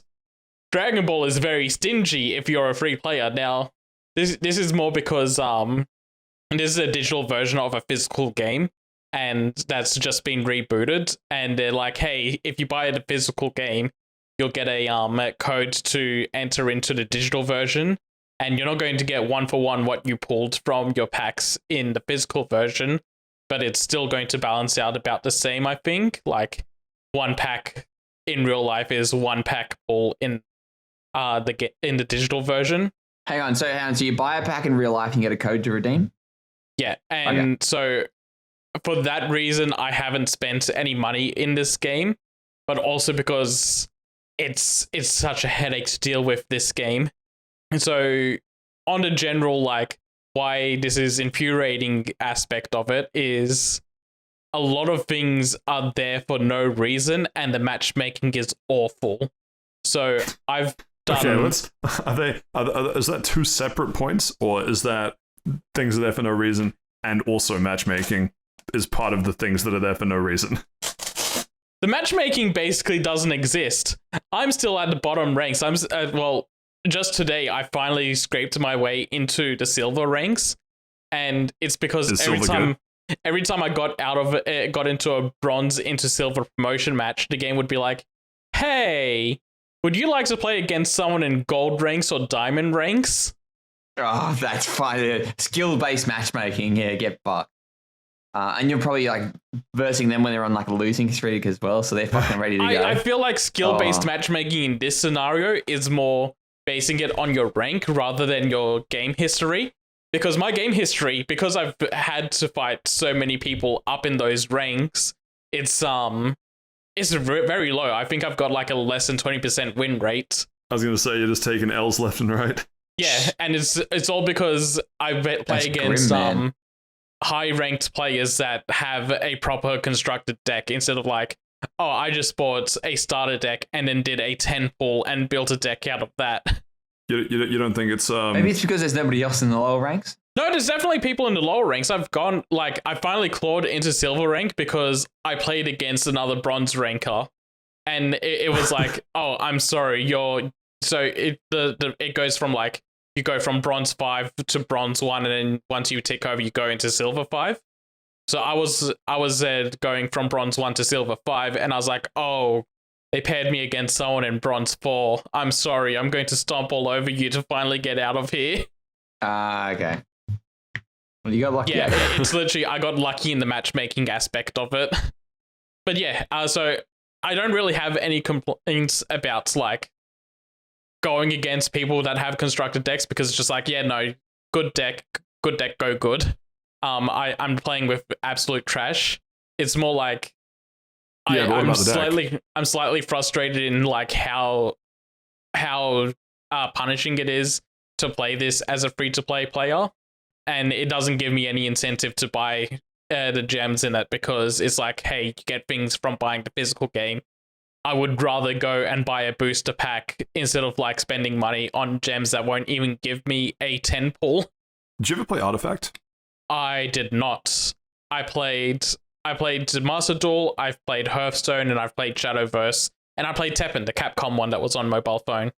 I can't speak to the matchmaking of Artifact, because the matchmaking was up for all of about 3 months and then went down and then never came back. But actually, it was back, but it's a whole other thing. Anyway, point being, the interesting / shitty part of Artifact is that it became... I really liked what Artifact was trying to do in terms of with the card system. The problem is it started getting really shitty once the community found one good strat that worked, and you could just buy the card that you needed to make the shitty strat work. And then it just became do you have the good card? Yes, no. Oh, you're a free-to-play player? To the pits of purgatory with you. Yeah, that's happened here. I'll get to that in a moment. I just want to I want to bitch about some game design things first, like the way that the digital version is handled. In Master Duel, there's a level system as well. So like every time you do a match, you gain some XP, and then once you level up, you get a couple of like a 10th of a single pull, I think. And then you also get like a really shitty classic card, but it'd be like, oh hey, Celtic Warrior, I remember that. I'm not gonna use it, so maybe I can turn it in for a couple of common tokens to make a common I want later. Give me that little Karibo. Yeah, they throw a lot of like little things at you every time you level up. This game, the level up meter is just like, oh, this is how long you've been playing the game. There's no rewards associated to it. I'm like level 33, and I've had nothing to show for it other than I'm level 33. I guess I've played a lot of games, and that's all that says about me. Oh, I hate systems that work off of that, because I know how that's poor design. Yeah, it's. Do the cards look cool? The big important thing for me, and the card game's a card game. You play the Super Saiyan card all bad. Do the cards look cool? Is there a cool animation when you throw them down on the field or whatever they call it? It has a neat sound when throwing it down, and the cool animation is tied to your hero card. So the way the game works, I guess I'll finally explain how the game works. Is Oh, let's not rush. Let's not just jump straight to the good bit. Gotta tease us a bit longer. So it's kind of like Magic, where you gotta charge energy to play cards, but I don't know how Magic works on like, oh, how do you attack the other person? But what this game's version of scoring points is you have a boss card. It has like a certain amount of HP. Like they all start off at like 15,000 points, and anything that's like 15,000 points or higher will damage it. And you've got eight hits that you can take before it's game over for you.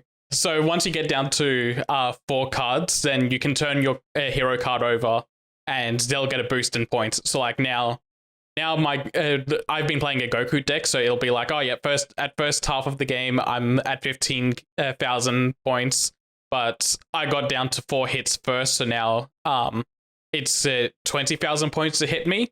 which makes it harder for the other person to hit me, and it gives me a bit of an advantage to push them down to 4 cards before we get into like the final push of the game. And you can boost your attack by playing cards either from your field or your hand to boost up the cards that are attacking. So like, let's say I've got Gohan out on the field. He's got 20,000 attack, so he's going.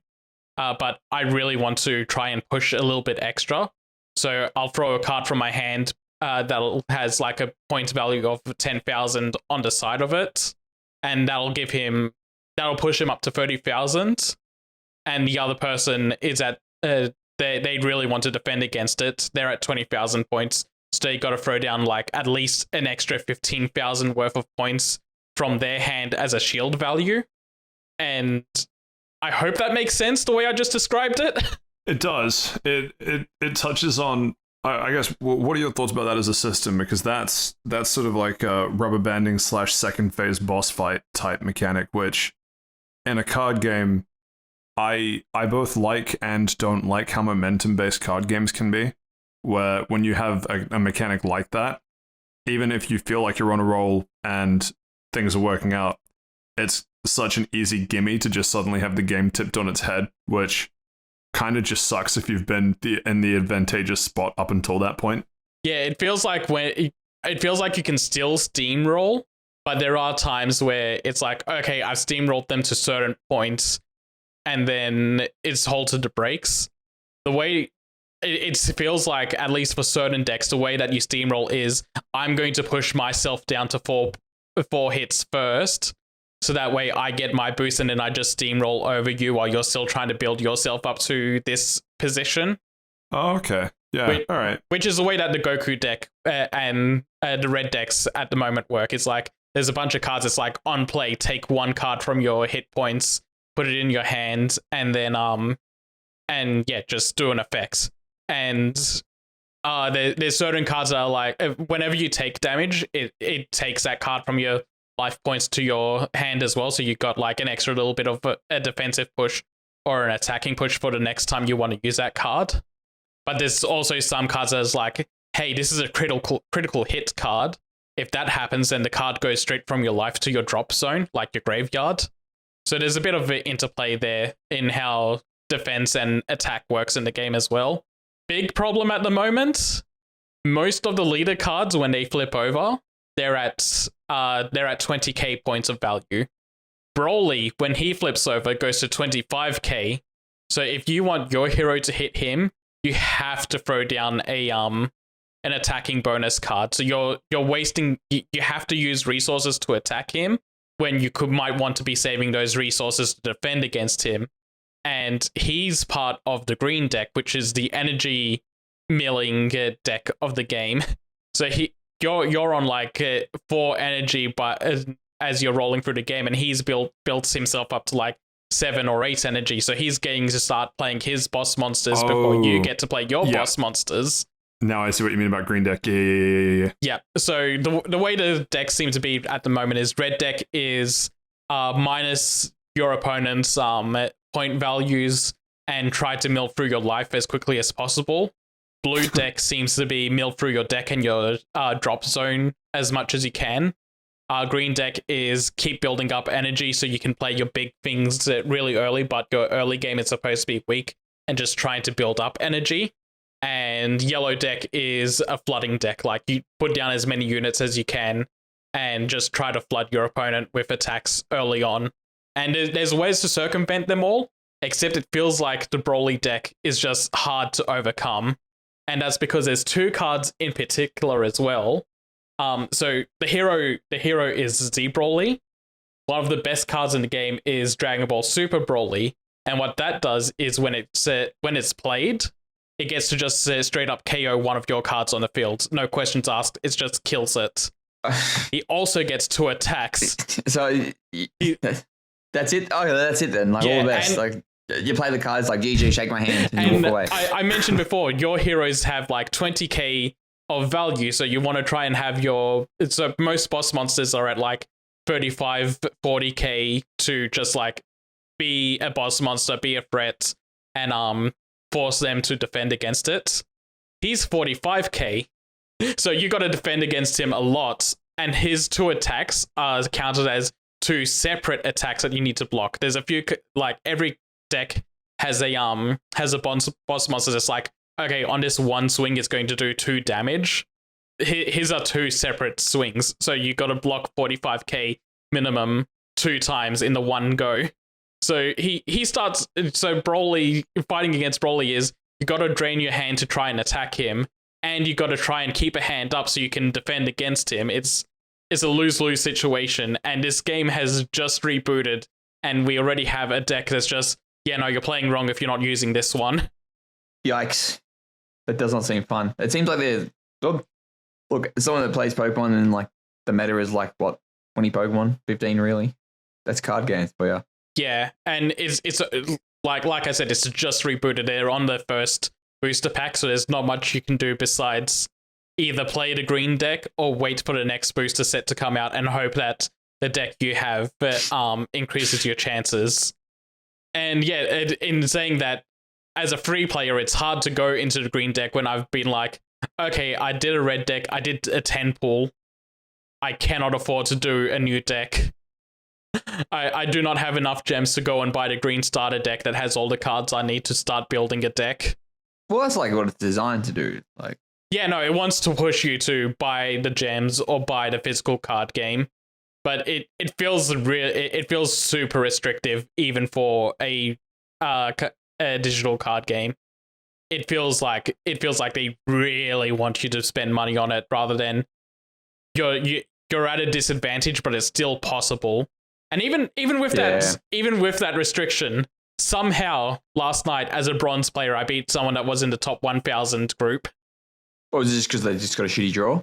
They probably just got a shitty draw, but yeah, a win's a win. Yeah, you gotta take the W's when you can. Yeah. So you get into it in physical. No, you're a coward. TCGs are expensive. Pokemon champion. Pat will be the Pokemon, the poker champion. You'll be the Dragon Ball Super card game champion. No, I got to go into the second championships.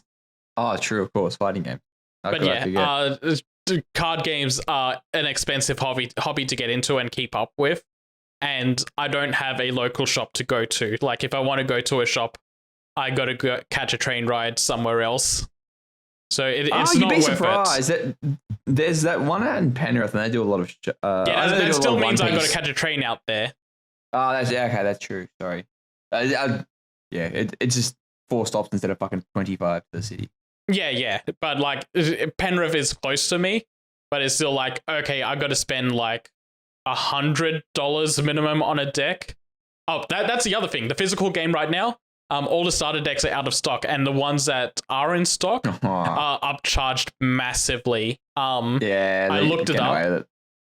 It's not even through resellers. It's through like a specific game, card game store here, Gameology, I think they're called. So the starter decks are $22 here, Australian. Looked it up and said they're selling them for $50 to $60 on Gameology. Fuck off. Yeah. So yeah, definitely not getting into the physical card game when they're being upsold to that much. Yeah, no, that's fair. That's fair. But yeah, that's all I wanted to say about that. Somehow it's still my crack cocaine at the moment. Mostly because I needed a wind down game after Rebirth. I think once I go back to Rebirth to finish off all the side stuff that I had left in that, or just start up another game, I'm never going to think about this game again. But while it's fresh, I wanted to get that hate out into the world. Understandable. Cool. Well, thank you for that, Saif. That means we've come to the end of Round and Large Part 1 for this week. Thank you to you both. We get to move on to Part 2 for this week, which is, of course, the news. Finally, some real fucking news to share. Squirrel with a Gun, launching this fall. Now, correct me if I'm wrong, we saw a bunch of gameplay about this, what feels like 4 years ago now. I think only like 2 or something. It feels like it was 4 years ago, but I think that's just how much of an impact it left on our lives, but it was actually more like 3 months ago that the trailer dropped.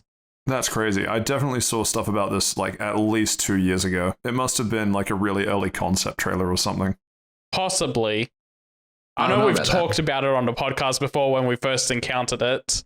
Yeah, we definitely have, but I swear there was a video of it must have been one of the devs, but someone just going through one of the levels, like 2 bits of levels. Maybe it was just an early trailer. Either way, super excited. Finally. I mean, some might say games like Tekken 8 and Balatro are critically acclaimed, overwhelmingly positive, but really those are just the aperitifs, if you will, for the main course, which is the 2024 Game of the Year.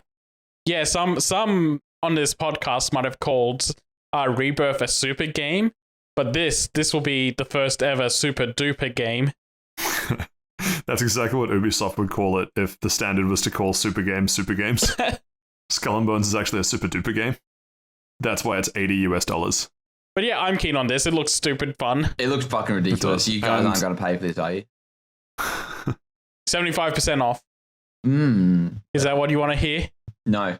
I don't think. This is just going to be like a goat simulator. Like, it's just weird like that. It gives me goat simulator vibe. Yes, but you're a scroll with a gun, not a goat. Oh, so it's goats. It's Skrill with a gun simulator. That's exactly it, yeah. When you look at what Palworld did, I think there's definitely room for shifting into the market in the cross between animals and guns. That's true. He has a good point. I can't refute. Anyway, shall we get to the less important news? I guess. Cool. Well, in that case, we have to skip over what the best Monster Hunter one was. That's also Monster Hunter related. I said less important. I need to find something less important. Fighting game news. No, I'm kidding. We'll hit the Monster Hunter news while we're here. So, there was a popularity contest held. People could vote on what they wanted, what they thought the best monster was, and it was announced during the 20th anniversary stream, which feels long enough ago. I'm surprised this wasn't brought up last episode. Maybe it was. I'm a little confused. Time is a blur. Anyway, I think they were just about to do it. You with that's exactly what it was, Steve, you're right. Yeah. We finished recording, then I tuned into the stream. That's what it was. Yes, thank you. That's right. Yeah, it was. Yeah. Yeah. So, on the Capcom website, you can see the top 20. The most important parts, I guess, we'll just do the top 5 working backwards. 5th most popular was Gormagala. 4th most was Valstrax. 3rd most Lagiacrus. 2nd most Nergigante. Steve, don't say that. And first was Zenogre, which I understand why those monsters are where they are, but Lagiacrus and Zenogre really, really love just beating the shit out of me in every game that they exist in. That's Tigrex for me, which is why I don't have as much love for Tigrex as everyone else does. Yeah. Very cool designs, 100%. But in terms of monsters that I think are cool to fight, I would not say fighting Zenogre or Lagiacrus are cool to fight. They are much more, please stop making me bleed out on the ground. Like, multiple times, I've been in multiplayer hunts, and other people I'm playing with go, wow, they really just don't like you, huh? It's like, oh, you know what it's like? It's like Squidward and the Sea Bear is me with Zenogre and me with Lagiacrus.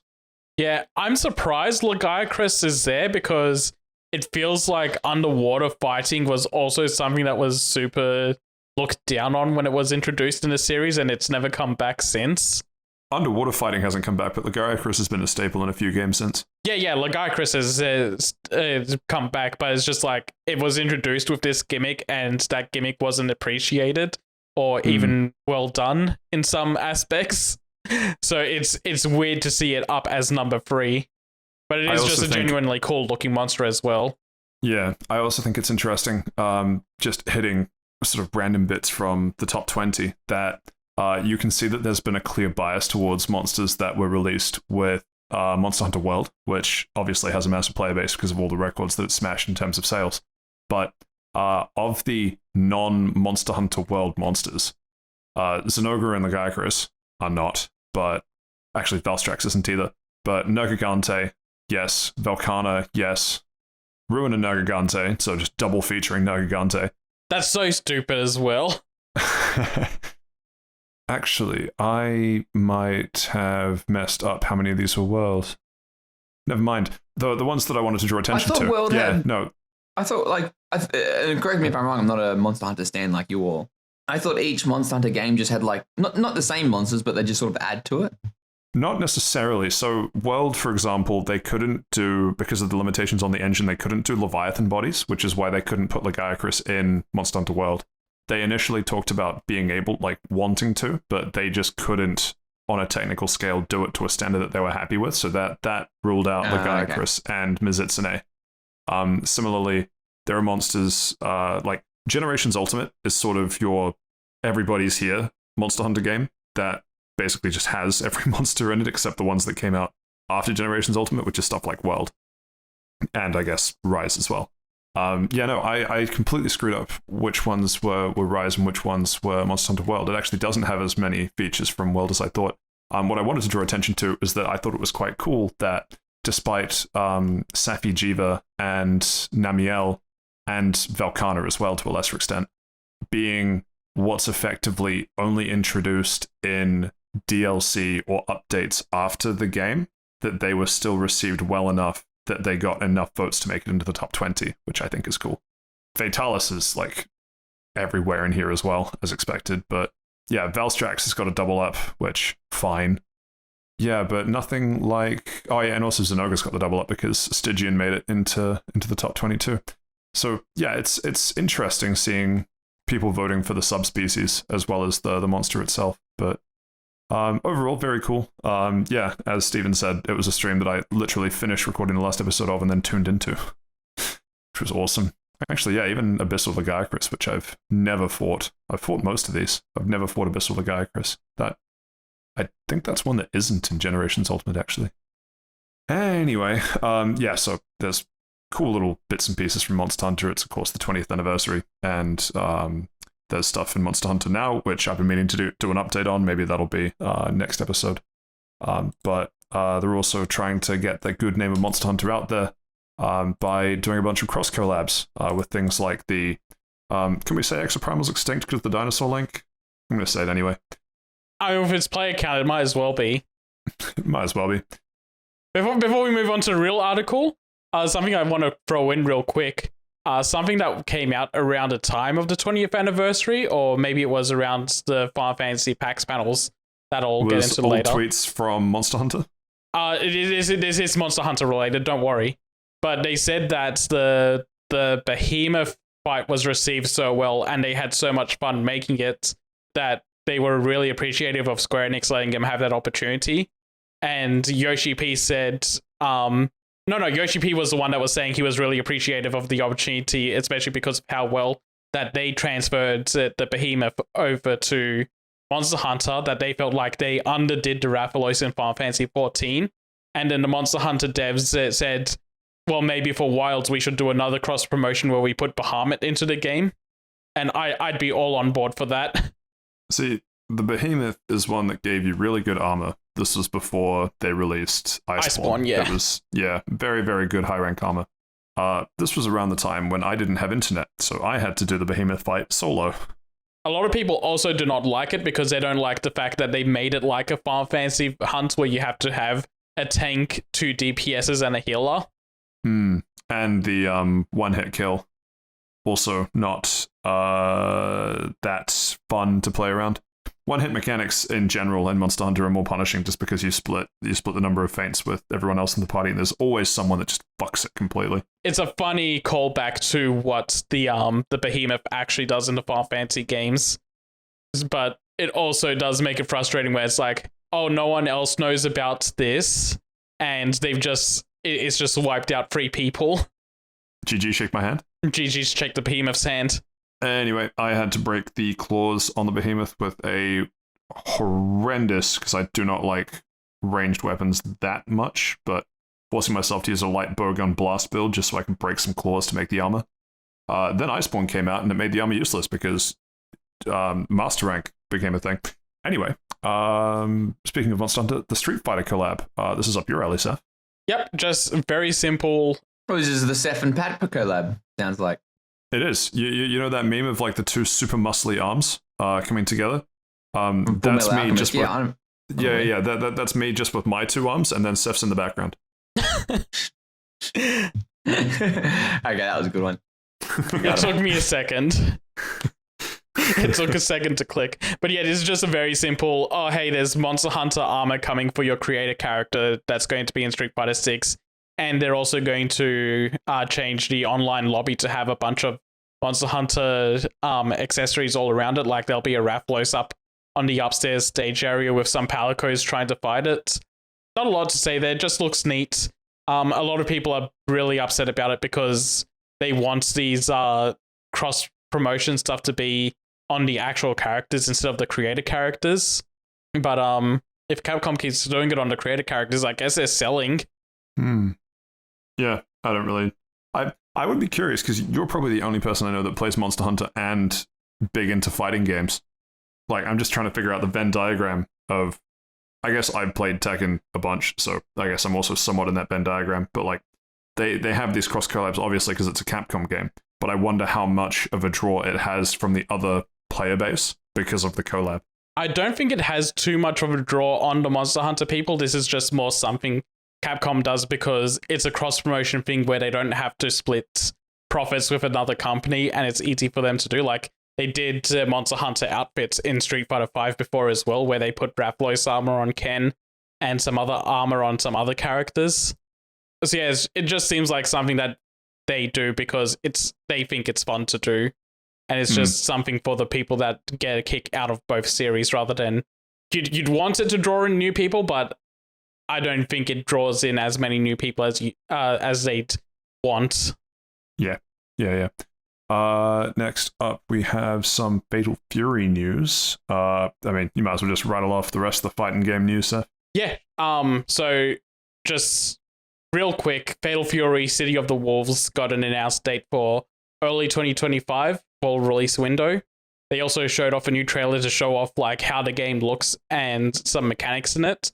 And I really like the art direction they've gone for this game. They've gone a very cel-shaded comic style, like when characters do their super arts, they get like the hatchet shading and polka dot shading in the background. It looks like what people would have wanted Marvel vs. Capcom Infinite to look like, instead of how that game turned out. And how do the wolves look? Well, Terry Bogard looks pretty good, and he's the lone wolf. I'll allow it. But yeah, no, genuinely... He's from Smash Brothers. He is from Smash Brothers. This is one of the games he originated from. And by originated, I mean it's like 10 years after his inception. But yeah, genuinely looks really good. I think it's like SNK's best looking game visually. And excited to see where this goes. It's going to be playable at EVO Japan, somewhere I will not be, so I will not be able to play it hands-on. Moving on from that, we got two small nuggets of Guilty Gear Strive information. The first up is ABBA from the Guilty Gear XX games is coming to Guilty Gear Strive, and she looks very different. I do not like her new redesign. It's a combination of like, I don't like her new hairstyle, and the art design of Strive is too clean. ABBA's a very grungy looking character, and I'm not sold on this art direction for her. Her weapon looks fucking dumb. It's going to sound like a weird comparison. If you took away the key and you took away the sort of grungy, like there's like little bits of makeup and stuff that makes it look a bit edgy, but just the pose and the kind of overall style, I could picture that being one of those, you know how, like, I'm not quite sure which generation Pokemon game, but you go to like fight the gym leader, and then it gives you that overlay of like, this is the gym leader in their like actual pose before they move to the side and throw the Pokemon out. Yeah. Looks like Gen that. 5, yeah. I think Gen 4 also had That's it, cool. but yeah, it was a big thing in Gen 5 as well. Oh yeah, Platinum might have. There's lore stuff behind that giant key, Steven. I will not get into it. But It's originally fucking he's dumb. It's supposed just to a be an key with- axe. Look, it looks like a fucking key. It's a It Kingdom is a Hearts key. reference. He is a big key. He is also her husband. But It's sentient. yeah, What? You know what? I don't care. she claims it's her husband as well, and he's against it. Flames. This doesn't seem very good. Be interesting to hear if the genders were reversed. What? I don't know. I'm talking shit about this character. I fucking No hate one this wants to character fix so much. her, and that's the appeal. Move on. I hate this fucking character. Second up on the Guilty Gear docket, Slayer is also coming. He's going to be coming around May this year. They just kind of teased him at the end of a trailer that also said, hey, seasons 1 through 3 were really it popped off for us really well. So we're going to keep going. Season 4 is going to be a thing as well. We're doing another year of content for the game, which, fair enough. I'm kind of out of Strive. I was never really into Strive, but for the people that enjoy it, I'm happy for them. And then the last thing on the fighting game docket, and the most important thing on the fighting game docket, we got a new trailer and a gameplay showcase for Dragon Ball Sparking Zero. The trailer focuses on power versus speed characters. We got characters like Broly, Dispo, Hit, Berta, Jace, and the absolute jobber that no one remembers from the Tournament of Power, Kakunsa, the cat girl from Ribrian's squad of magical girls. Don't forget Dispo as well, the guy that looks like Beerus from like Universe 7 or I think I said Dispo or whatever it is. No, you did. That's why like no one fucking knows who Dispo is. He just looks like Beerus, doesn't do anything, gets jobbed. Yeah, he's from Universe 11. 11, that's it. Yeah, that's the one they hate. Yeah, 9 was all the furries. Like the trio of wolf guys, the cat, like the actual cat girl, right. The bunny girl. God, I hope all those jobbers show up. I hope they don't. Well, they obviously are going to, because that's why they included like a Coonstar.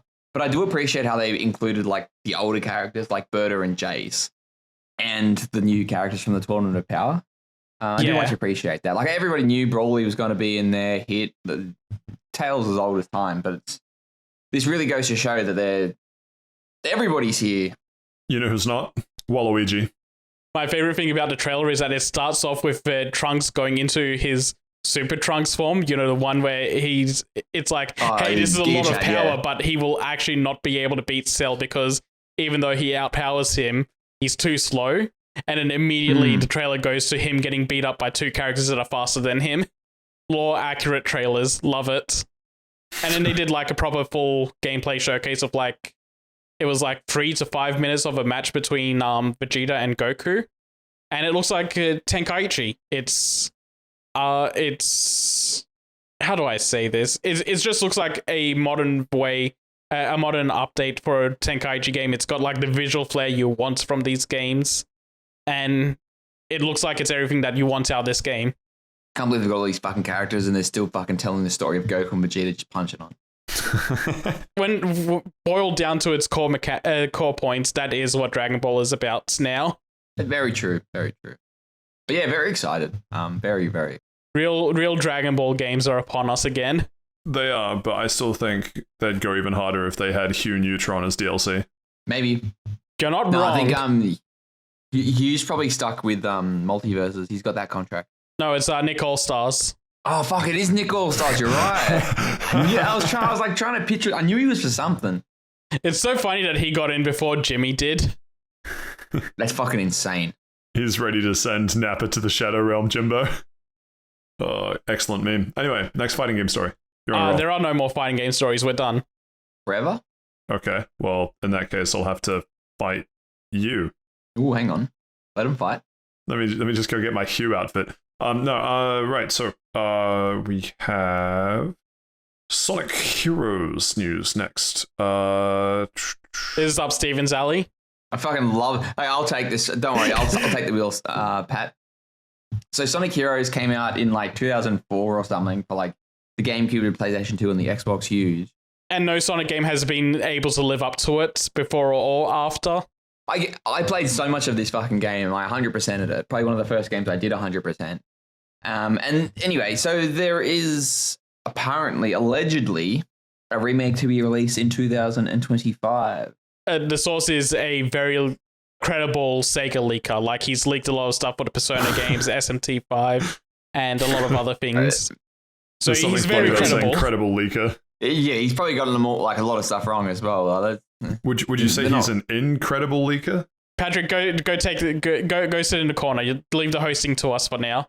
Come back when we need a segue. But no, this is fantastic. I absolutely love to hear it. It'll probably just be like a re-release. I don't see them remaking it. I hope it's a remake and not a re-release, because as much as I love the game, it could use with some fine-tuning on the controls. 100%. It probably like plays like dog shit as well. I was like 10 when I played this, maybe 9. It was a very slippery game, and the special stages absolutely sucks dick. The ones where you're chasing the Chaos Emeralds Yeah, inside in the that tube. weird tunnel. Yeah, Yeah. that was dog shit. They were legitimately broken. Like, the physics were legitimately broken in the release. So yeah, I'd want it to be like a remake so they can touch up those things. But like, generally the level design of the games themselves were really fun. And like the structure of having your speed, flying, and power characters and switching between them and having some interplay between the three characters at once, that was all good. Yeah. Also, a fun Saif lore. This was my introduction to the Sonic series. It was also my introduction to the Sonic series. We have the same person. Yeah, you know that gif of the two muscly hands coming together for a handshake? Yeah, both of those hands are mine and you're in the background. I guess so. Pat, give us a segue. There can only be one alpha, which of course is me making that joke first, but Saif can get second place alpha by playing the alpha protocol for PC, returning via GOG. Yeah, this is one of those things that's like, I don't have a lot to say about this, is just glad this is happening. I don't know why it was taken down in the first place, but it seems like GOG's got it back, and all of any of the potential licensing issues that it may have had are all sorted out, because all the licensed songs that were in the game are still in there. And since it's on GOG, it's DRM free. You just buy it and you own it. Don't need to worry about going through Steam or anything else like that. There's no middleman between you and owning the game. Yeah, I've heard a lot of good things about Alpha Protocol, so I might have to look into getting this. The question is, have you heard a lot of good things about Shadows of the Damned? Not really, actually. I've heard it's a very mid game, but there's a lot of funny things about it, and that makes it worth playing. Such as? Just like the tone and the story of the game and the voice acting, and just how the game presents itself and all the things inside it are very funny, but actually playing the game is very mid. But yeah, so why do you bring up Shadows of the Damned, Patrick? Because the Halo Remastered is launching in 2024 for basically every platform except mobile phone. Weird that you have to put mobile phone as a platform, but okay. I need to go throw up after saying that, to be honest. Hey, Elden Ring's coming out for phones. But yeah, this is kind of like Lollipop Chainsaw is getting that remake. Getting Shadows of the Damned as well ported up to modern consoles is nice. All the No More Hero games are out now on modern stuff, so good for Suda51 to get his back catalogue up on everything now. Moving along, we have a Stellar Blade demo launching, not tomorrow, but soon. 3 days, launching in 3 days. That'd be cool. This is the PlayStation demo. I'm sorry, it's the PlayStation game. Interesting that people can officially play it now, since, some people were unofficially playing it a month ago. Exactly. But yeah, I'll probably check this out. I want to see what Stellar Blade is about. No, we're talking at the same time. Go on, Steven, finish your thought. No, I was just going to say, I forgot that. You know what? Don't finish your thought, Steven. Come out for 4 seconds. No, you know what? I will. I don't care for this game. Thank you for the thought. I am interested enough to check out the demo to see if I will like this game. Like, it's a very pretty game, and the combat is apparently stealing a lot from Nier Automata, so need to see how that works out, because out of everything in Nier Automata, the combat is not the best part of that game. Like, it's functional, but that's it. It's functional and flashy. It works. There's just nothing to engage you with that combat system is the problem. Oh well, we'll have to wait and see. Speaking of combat systems, if I remember correctly, Steven quite liked, I hope I got the right side of that, the Cassette Beast combat system? Correct, yes. Like is a strong word, right? You have a multiplayer update launching in May 20. How happy are you? Not very. Like the interesting mechanic about Cassette Beast. Well, economy's in the toilet and it's hard to buy a house. Hold on, so there's the interesting thing crossplay. about Cassette Beast. Oh, hang on. Let him not care. Let him cross. I didn't even know about this, so thanks for bringing this to my attention. Let him be cross. So the interesting thing about the Cassette Beast combat is that the fusion of the Cassette Beasts is what stands it apart. You get like a bajillion different combinations, but there definitely are certain combinations that are better than others, let's say. But that's good. It's good it's still being updated. And it's launching on mobile devices soon. It seems neat because it's one of those things where it's like, hey, there's raid battles everyone can join in on, or you can fight each other, or you can trade each other because you all walked off in different directions. So you've got different cassettes. Looks like a neat mode that might just be one of those things. It's like, hey, let's all chill in a Discord session together, play cassette beasts, and go do our own thing while we're talking about the game, or just talking shit. Yeah, it's interesting that it wasn't on release because it's pretty much 2-on-2, so it would make sense to have a friend and stuff go in for a co-op type of thing. Actually, I don't think it's not technically co-op. It's just that they're in the same world. Yeah, it seems like they let you have up to 8 people in a world. Interesting. Yeah, but that's good. Thanks for bringing it up, guys. I didn't even see these. Will I go back to Cassette Beast? Probably not. But it's good to see it's being supported. Yeah, you're welcome for the update. The real question is, are you going to be as welcome for the Prince of Persia content roadmap? I think you should. The more I hear about this, the more people say I screwed up that sentence royally. The more people tell me about this game, the more it sounds like it's a game I should check out. I just haven't yet because I keep getting sidetracked with random other games, and Ubisoft still has kind of a bad taste in my mouth. Prince of Persia was something I wanted to grab, but I was also like, it's an Ubisoft game. A month or two after launch, it's going to be heavily discounted. Hey, guess what? It's heavily discounted at the moment, 2 months after launch. But with a content roadmap like this, it's like, okay, I think I'll just wait till it's done before I buy it. The first 3 updates are just free things. Free as in FREE. But also free things, as in THREE. It's a speedrun mode is being added, permadeath mode, boss rush, and a trials mode. And these are all just things to keep the game's content alive while they work on an actual big new story DLC that's going to launch later in the year. And I guess when they do that is when I'll pick up the game. You got to remember though, Ubisoft non-open world games usually are better than their open world games. It doesn't suffer from the same bullshit. Yeah, no, when they make a proper curated experience, it's pretty good. This is the type of stuff people want out of Ubisoft, not Skull and Bones. I was going to say, I think people just want Skull and Bones. Yeah. Milk that tastes like real milk. Milk that comes from chocolate cows. Next up, we have some Marvel stuff. 1943 Rise of Hydra. Launching next year. We have a story trailer. I know very little about this. This is essentially the Black Panther and Captain America game that was being worked on by EA, I think it was. But also, Amy Hennig is in charge of the story of this one. And if I'm not wrong, if this comes out, this will be the first game she's worked on that will launch since roughly a bit before Uncharted 4, because she got kicked off that game. And every game since that she's worked on has been cancelled.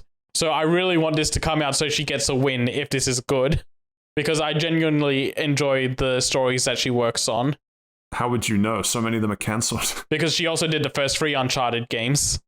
Okay. I mean, of those, Uncharted 2, I think, was the strongest, but... Uncharted 2 is definitely the strongest, but I did enjoy all 3 of them.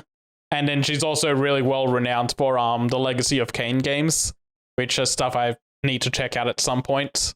But yeah, 1943, this is during World War II, before Captain America goes on ice, which means this is also T'Challa's grandfather, I think, as a Black Panther. So might be an interesting twist, but also there's 2 side characters that no one knows that are also going to be playable characters. So might be a mess. This trailer is all just cinematic stuff. It gives us no idea what the game's actually going to be like. I reckon it'll be like a Guardians of the Galaxy, story-based type of thing. Well, that's what I'm hoping it'll be like anyway. Yeah, Guardians was actually really good. It'd be nice if we got more Marvel games that were good like that. But then if they're good like that, they start putting lore in that you need to go through and watch/play before the next movie comes out. Otherwise, you're standing there wondering what the hell happened. They better not. Imagine having to play the Avengers game to understand Avengers Infinity War. I can't imagine that, and I don't want to. Definitely feels like it's a what's the word I'm looking for? Like a Final Fantasy VII, how that's got like multiple different spin-offs and all that kind of stuff. Interesting. But anyway, enough about me. There's never enough about you. Ooh, hang on. That's why I'm about to read out your public IP address live on pod. Next up we have That's some. Not funny at all. Would be for everyone Don't else. do that. We have the director of God of War 3 and Star Wars Jedi establishing Giant Skull, a new studio. In a world where there are so many people being laid off, if you have the money and an idea, you could probably pretty easily pull together a team to work on stuff. Maybe silver linings, perhaps, but yeah, I guess it's kind of cool to hear that a studio is being made rather than eaten for sport by Embracer. There we go. Rather than being eaten for sport by the Embracer group. I think we've talked about a lot of high-profile names making their own studios at this point. Yeah. I hope for every single one of them that they go well. The thing that scares me is that, hey, we're going independent with our own small studio. We're working on a AAA game. Right, and you're scared because you think they should be working on a quadruple A game. I see you. I don't want them dying because they overscopes their game before they either release it or they go under after their first release, because it's like, oh, hey, we spent millions making this game and we didn't return on profits. Oops. It feels like one of those things where it's like, hey, you guys have made a small studio. Maybe try making a small game. Well, you could just do, what was it? It wasn't called a data, remember? What was it? Days Gone? Yeah, Days Gone. You could just do what Days Gone did and under-deliver, but not waste millions of dollars on development. Just don't develop it. I mean, you're right to say it. But yeah, that warrior side, I do hope things go well for them. Yes, 100%. And only time will tell if it does. More video games. Was that your segue? I mean, it's like a solid 5 out of 10. No, I mean like more video games as in like always. Look, it doesn't matter. We fucked it. All right. Take ownership of your mistakes, Stephen. I'm dragging everybody down with me. Long road to the bottom. Need company. You know what? This is like the two muscly guys doing the like arm embrace, but both those arms are Steven, and I'm nowhere in the picture for fucking that up so royally. Anyway, Gameloft, who I know nothing against Gameloft, but given that I still remember Gameloft from like early iOS like mobile game days, it still shocks me that they are still, one, a company, and two, a company with the same name. It says here that they did Disney Dreamlight Valley, and for all I know, that game did reasonably well. That was the Disney like farming simulator sort of game that was like make your own Disney town. Disney Dreamlight Valley. Not like a content farming? I literally said its name. Yes, Stephen, that one. Yeah, sorry. Discord cut out on me. I swear. Anyway, they have announced a Dungeons and Dragons game. And that's all they've said about that. They've announced a Dungeons and Dragons game for PC and console. I think the title. Yeah, okay. The title of the article has like the list of things that they're aiming for. They want it to be a survival, a life simulation, and an action RPG hybrid. What does that even mean? They're using all the buzzwords. Like, what does that mean? Like, they're fusing 3 different genres to try and make this D&D game. Well, that's what D&D is, but like life simulation, like look, I'm a very big fan of Dungeons and Dragons. I'm a very big fan of video games, but sometimes they're not meant to be together. Baldur's Gate's really good, but that's the exception, not the rule. Well, it's funny that you mentioned that actually, Steve, because there you go. You're welcome, by the way. You know what? I'm going to give that one an 8 out of 10 for the segue. Oh yeah, what would a 10 out of 10 look like, Seth? Whatever your next segue looks like. You two. Oh, thank you. Was not ready for the compliment. I'm blushing. No, Larian, who of course are the makers of Baldur's Gate, want to move away from D&D, so they want to make a new thing. And as part of that, no Baldur's Gate 4, and even though the massive success of Baldur's Gate 3 was, no DLC or expansions or anything. They are done. They are finished. They have rolled a nat 20 on the. I don't know what skill check they'd be doing actually because they're moving on, but Yeah, moving on. Yeah, this it is probably wouldn't even be a roll. It'd just be like, we just move on. yeah. They've had a long rest, I guess. Larian's boss has said that Larian isn't a studio that really does well with DLCs or expansions. They've tried to do that a few times in the past and failed every single time. So they're just going to go straight into new games. And they tried to say that this isn't the reason why, and people are like just making up a boogeyman in the corner about this. But Hasbro and Wizards of the Coast has fired everyone from the D&D side of things that was involved with making Baldur's Gate 3 happen. So even if Larian says this isn't a reason, I think them not having like that communication anymore also kind of puts a strain on trying to make another Baldur's Gate thing. Yeah. It would be very hard to do. Like, they don't need a expansion, but like if you look previously at Baldur's Gate 1 and Baldur's Gate 2, when they were made by BioWare, it was a different time. Yeah. But they both got expansions, I'm pretty sure. Expansions that were pretty well received. 99% of the time, like with the game that literally won Game of the Year, where is the DLC thing? But then at the same time, if they weren't working on DLC now, it'd be at least another probably 12 months before it gets released. A big game like Baldur's Gate. I appreciate when a game comes out and doesn't have DLC to elongate it. It's so fucking good. It's so fucking good. I hate fucking, game gets released, here's DLC. And I'm like, I don't fucking care. Let me play the game. Holy shit. Yeah, like God of War 2018 came out and that was just it. Like, I'm not big on the new God of War games, but it didn't have any like, here's some new things that are going to be added through updates or a DLC expansion. It was just, no, this is it. This is the game. Excuse me. Yeah, and that's good. That's what we should get back to. Year of content on the back of Sunbreak and Monster Hunter. I mean, Monster Hunter is a game that lives on that thing. I'm saying not every game needs it. And I appreciate Baldur's Gate being one of those games that decided they don't need it. Fair enough. Cool. I guess we will move on unless you had a final thought, Steve. No. I'm done scrolling through that article. Okay, now we go to that 10 out of 10 segue. There we go. Here he comes. Give him the alley. He just needs the oop. Todd Howard is short. No. Elder Scrolls has a bit of a teaser coming out from Bethesda, which of course this is okay. Is this actually Elder Scrolls 6? Like, people have said that Elder Scrolls Online was Elder Scrolls 6. No, they've actually full on said that the next one coming out is going to be Elder Scrolls 6. Like they did that big CG trailer that's like, it'll be Elder Scrolls 6. Look at this high CG forest. Love that game companies have just decided that, you know what? Naming things with any kind of sensible numbering is just for losers. Anyway, getting sidetracked.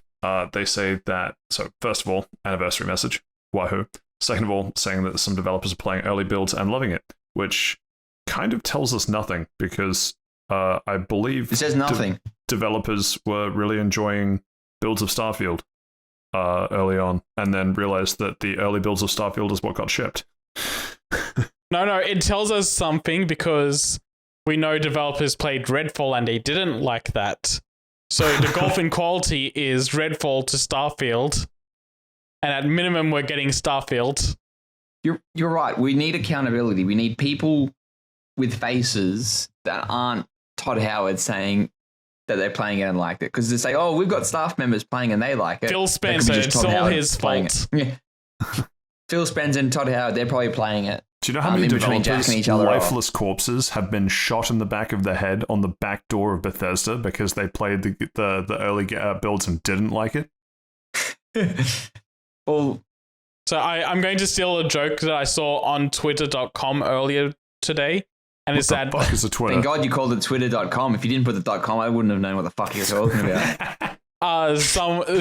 One article says that it like phrase it as the game is in a playable build, and one Twitter user that I do not know the name of and I don't have their tweet in front of me to quote them, they basically said something along the lines of, this is big news for Bethesda because this is the first time one of their games has been playable.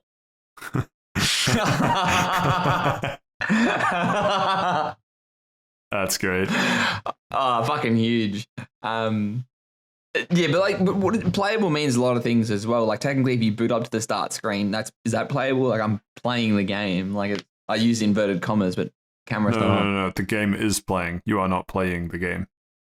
The game's playing me. Yeah, you know why? Because you just lost the game. A playable state can be as simple as, I can walk around the test map.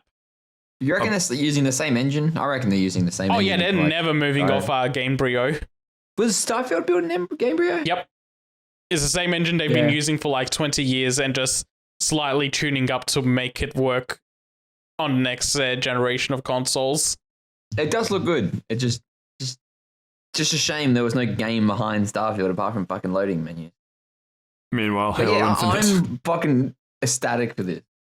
But like at the same time, put it back in the oven, let it cook. I'm more of I think I'm more of a Fallout man myself. Sorry, Steve, just so that we're clear, when you say that you're ecstatic for this, are you ecstatic for Elder Scrolls 6, Elder Scrolls 6 Game of the Year, Elder Scrolls 6 Game of the Year Collector's Edition, Elder Scrolls 6 Game of the Year Collector's Edition Remastered, or Elder Scrolls 6 Collector's Edition Todd Howard needed more money for his cocaine bowl, we released this one on whatever generation consoles it is, it's been 10 years, you'll buy it anyway, you fucking chumps version. Which one were you talking about? All of the above. Okay. I only bought Skyrim twice. I bought Skyrim for the Xbox 360 and then I bought that. I only bought Skyrim twice, ladies and gentlemen. Well, you hear of other stories of people buying it like 3 or 4 times across like 4 different consoles. Yeah, but those people bought the PS3 version at first, so they had an excuse to buy it at least a second time. Yeah, Xbox 360, and I think I bought it for the Xbox One, and that's it. And it was legit. So I bought, it was like a 9-year difference. Get off my back, mum. I bought it once on Steam, played it for 10 hours, and then never played it again. Yeah. 10? Oh my God, I knew that. Oh, Jesus Christ. Ignored. What about you, Pat? You seem I'm like sorry, a man how long was I meant to play a game I don't like to get to know like it? I didn't like it? Yeah, no, I got bored playing it. Like, bored about punching in the back of the head. I'm telling Todd. Tell Todd, what's he going to do? Make me play Skyrim? No, he's gonna make you play an early dev build, and if you don't say you enjoyed it, he's gonna open the back door and show you the lifeless corpses of all the others that said that they didn't enjoy it. There's only like 4 people that didn't enjoy it, and Steph's one of them. But yeah, anyway, you seem like a man who's played 400 hours, Pat. So I sunk a couple hundred hours into Oblivion, which was the problem, because then I went to Skyrim and went, but I don't have any of the stuff that I have in Oblivion. Oh no, I'm burnt out. Genuinely, yeah.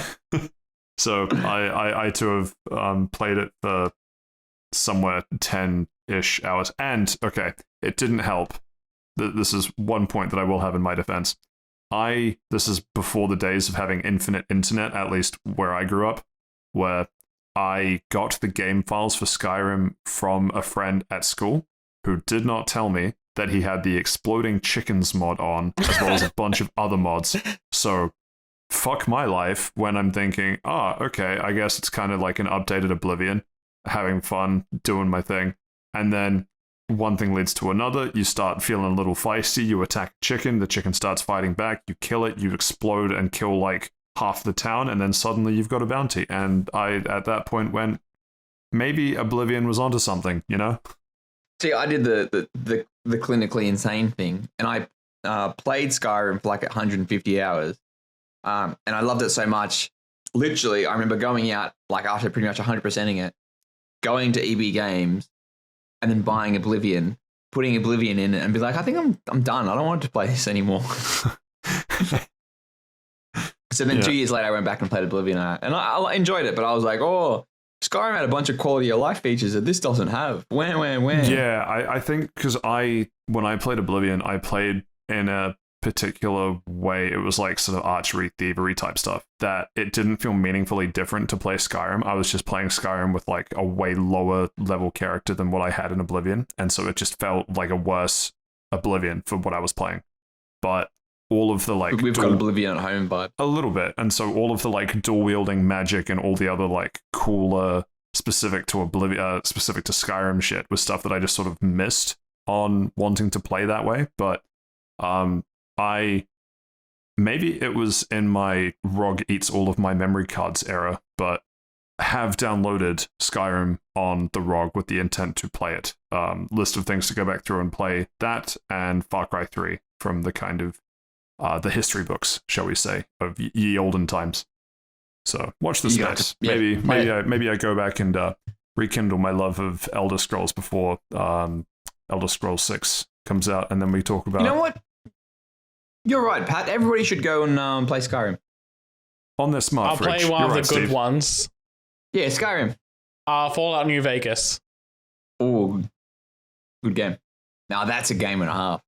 And it's such a... Anyway, let's move on. We could be talking about bad things Bethesda's done for a while. They gave Obsidian a year to make Fallout New Vegas, and they made a better game. Oh my god. We good? You got that off your chest? No, I'm done. I got it out of my chest. It's such a fucking good game, but everybody go play New Vegas. Love that for you. So I believe at the top of this episode, we talked about how Final Fantasy 16 was the most popular physical sale game in Japan. Would that be correct, Seth? Yes, we did talk about that a little bit. Would you say that has led to an increase in the perceptions of the Final Fantasy series across the world? No, because Final Fantasy 16 is one of the lowest selling games in Japan in the series overall, like for launch sales. Wait, so what stat did you have us read out then? I thought that was highest physical for selling of all PS5 time. games. The PS5 has not been doing too well in Japan. Gotcha. Well, perhaps some DLC will help rise the tide, if you will, of love of Final Fantasy. I see what you did there. What I did there was a pun because the DLC is called The Rising Tide. Anyway, that's out April 18th. I do have to ask, Seth, do you need a towel? I don't know. I haven't watched any of the video footage that's come with this. After I tried to avoid everything in Final Fantasy 7 Rebirth's marketing, like I didn't look at any developer interviews. I only saw the trailers if they were on a like a Jeff Keighley show, and then I'd immediately erase it from memory. I didn't go and look at anything else. I went and looked at the launch trailer after finishing that game, and Square Enix are fucking insane with what they showed in that. So yeah, it's with how much I enjoyed Rebirth, going with as little information as possible. I'm trying to do the same thing for every other Square Enix game from now on. So all I know about this DLC is like the concept of, hey, the party is going to a new land to go get Leviathan, because Leviathan was mentioned by name in Final Fantasy 16. Seems like cut content because they didn't have time to make Leviathan, and now it's been like, hey, the game did super well. We've made a full DLC experience just for this one thing. Like, and Leviathan's back, baby. It seems pretty in depth because they've made like a whole new continent area for Leviathan as well. So this is going to be like a chunky thing. This seems like it's going to be an actual expansion rather than just like a cut DLC that gets added in later on. Well, if you're looking to play Square Enix games blind, I have we'll call it a hidden gem that Square Enix put out semi-recently, actually. Forspoken. Don't look up anything about it. Just go and enjoy it. It's too late. I've seen multiple playthroughs of that game and spoiler casts. What? What do you mean you've seen multiple playthroughs? Background noise. I just needed background noise. Some streamers I watched played it, and I was just like, you know what? Fuck it. I'll listen to them play it. You know what? Let's not get into the argument. I do it while I work, not my own free time. Oh, I'm just going to sit here and watch someone play Forspoken because I've got nothing else to do. It's like, I need something in the background while I do mindless tasks at work. Oh, here's something mindless that I'll zone out of. Hey, Steve, You need quick music question. for that. Quick question. Someone who shits on company time versus someone who watches multiple playthroughs of Forspoken, who do you think is better using their time? Look, I'd say the person that's shitting themselves on company time is doing it better than the person who's been interacting with Forspoken on company time. I am not interacting. I'm not talking in Twitch chat. I merely have my headphones on, listening to people talk about how bad it is while I do You're work. listening to it. That's all that matters. All I'm saying is Be both gone. things shit the bed, but one of them is better than the other. Oh, good. Anyway, But it's good. It's good to see it. Like once again, I'm going to be the Xbox fanboy. It's a shit game. I hate it. Blah blah blah. Hold on, don't be too quick about that because I have some potential news on that. But let me get through this first. So yeah, along with the No, it's not.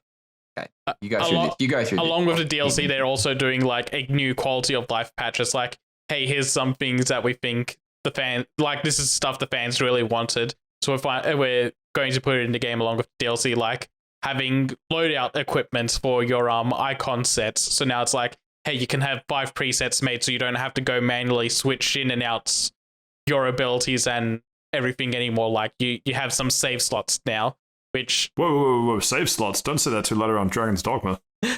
that's appreciated now. They also went, okay, you know what, you win. We're going to add in a controller option that isn't us making a preset. You just get to freely assign where all the buttons go yourself now, which also highly appreciated because I feel like only one control scheme works for the way I played the game. And even then, that control scheme could have been improved. They also said that the Final Fantasy 16 and Final Fantasy 14 collaboration is coming early April. I'm very glad that Naoki Yoshida was able to sit down with Yoshi P and sort out an agreement and a date on this. And that's all the important stuff on Final Fantasy 16's DLC. A small side tangent is that they also said that it's not going to take much longer to release on PC. They're going to have a playable demo so that people can test it out on their rigs, which is what I mentioned last time we talked about this when the rumors were circulating. And the Steam release will be a complete version with all the DLC included. But also on the side, they said that they might also look at other platforms as well to release it on. So it could potentially come to Xbox down the line. Yeah. Fuck Xbox. That means it could be coming to Switch. I think I do not think it's coming to Switch too. I think they'd have to downgrade it a lot, and it was already causing some people's PS5s to scream in agony and set on fire during some of the more heated moments of the game. Like literally heated moments of the game. Didn't stop them bringing The Witcher 3 to the Switch. That looks like dog shit. Yeah, I think they would have to do like an actual The Witcher 3 style port for this, where instead I think I'm more worried that they try to downsize it so much we end up with a Mortal 1 combat situation. I was thinking, Mortal Kombat, that level port. Yeah. Do not want. Could only be so lucky. And to round out the Final Fantasy better than not getting it. To round out the Final Fantasy discussion, just real quick, Dawn Trail expansion comes out July 2. Early access period is June. This is for Final Fantasy 14. For those playing along at home, this is Final Fantasy 14. Yeah, the critically acclaimed MMO. The early access period is June 28, and they were very specific about this date because Yoshi P said he's giving the audience 1 week to clear out the Elden Ring DLC before they drop the game. They internally delayed it when they found out what Elden Ring's DLC date was, just so that the fans and the dev team had time to play the game before it launches. As in play the Elden Ring DLC before they launch the 14 expansion. They're launching 14 expansions. That's good to hear. They've probably fucking got like 10 expansions so far, don't they? Well, technically, A Realm Reborn counts an expansion, even though it's a new base game. So it's Realm Reborn, Heaven's Word, Stormblood, Shadowbringers, Endwalker. This is the 6th one. Dawn Trail is the 6th expansion. What about Mists of Pandaria? That is a different game. I believe that's a lesser game. As someone who's playing Final Fantasy 14 at the moment, going through A Realm Reborn, I do not care, man. Holy shit. A Realm Reborn is if dog one more shit. person says, and everybody is like, oh, you gotta get through it, I've been fucking playing it. Trust me, bro, the game gets real good in 60 hours. Literally. It's literally what it feels like. Like you have to get through an entire Final Fantasy game before you get to the good Final Fantasy game. and the game is incentivizing you because it gives you like fucking 400% the experience. So I'm like 20 levels above the main story quest, but I still have to just go back and forth and back and forth. And I'm like trying to engage. And they've also extended out the Realm Reborn section because they've trimmed it down originally. So first off, you're getting a shorter experience, but then they also added in one of the raid quest lines to be mandatory because it directly links up to one of the expansions later down the line. So they're like, fuck, we have to make this mandatory now. But Oh. but Steven, Look, know in your heart of hearts, you didn't play A Realm Reborn. Look, man, I don't want to play Realm Reborn. I want to be finished. It gets good after a fucking 25 hours. Hey, man, life's about the journey, not the destination. Anyway, There's some good bits in A Realm Reborn, but it's few and far between. Oh, good bits. That's like saying, "Oh, look, I'm diving through this shit and I found a piece of corn." Like it's still a shit corn. No, the Dragoon questline is pretty fun, actually. I really like the Dragoon questline in A Realm Reborn. I don't think I know that one. Oh, is that a quest one? That's one. Let's talk about this offline. Yeah. Okay. But yeah, Final Fantasy segment done. You can pick us back up with your 10 out of 10 segues, Patrick. 10 out of 10 dentists agree that using AI to completely make a video game would be a shitty idea. And 10 out of 10 dentists would be right. Apparently, AI failed because it was unable to replace talent. Who knew? Groundbreaking research. Other news, water is wet. More at 10 o'clock. Yeah, there was a actual research and report done where they're like, okay, we tried to make a game completely out of AI, and we discovered that, no, we actually need people to finish off these assets because the AI cannot handle it on its own. So there's a really funny similar thing that came out in the last week in software engineering. It's called Devon. There's like Devon's a meat. You can go, what? Yummy meat. Okay. Anyway, skipping past that. So Devon is supposedly, VC words, the world's first AI software engineer, because on one particular metric, it scores way better than all the other models in terms of being able to do. It's already started doing some like freelance work on. It's like a site kind of like Fiverr in terms of like hiring freelance devs for that sort of thing. Here's the funny part. The website that talks about Devon, like the Devon's homepage or what have you, is not written by Devon. Oh. But you would think if this AI software engineer is an AI software engineer, that the web page talking about it being an AI software engineer would be written by the AI software engineer. But no. Just similar kind of thing of like, hey, we have this cool thing. Does it work? Not well enough that we can use it. Unfortunate. Look, it just needs to meet the bare minimum, right?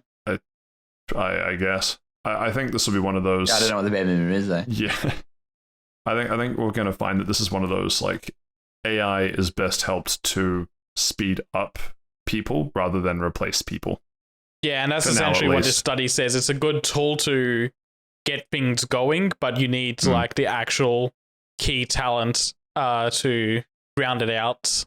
There's again software engineering related, but just because there's so much AI in software engineering at the moment, but there's like a cool bell curve that you can look at where people that don't really know much don't really know how to use the AI, so they're slow.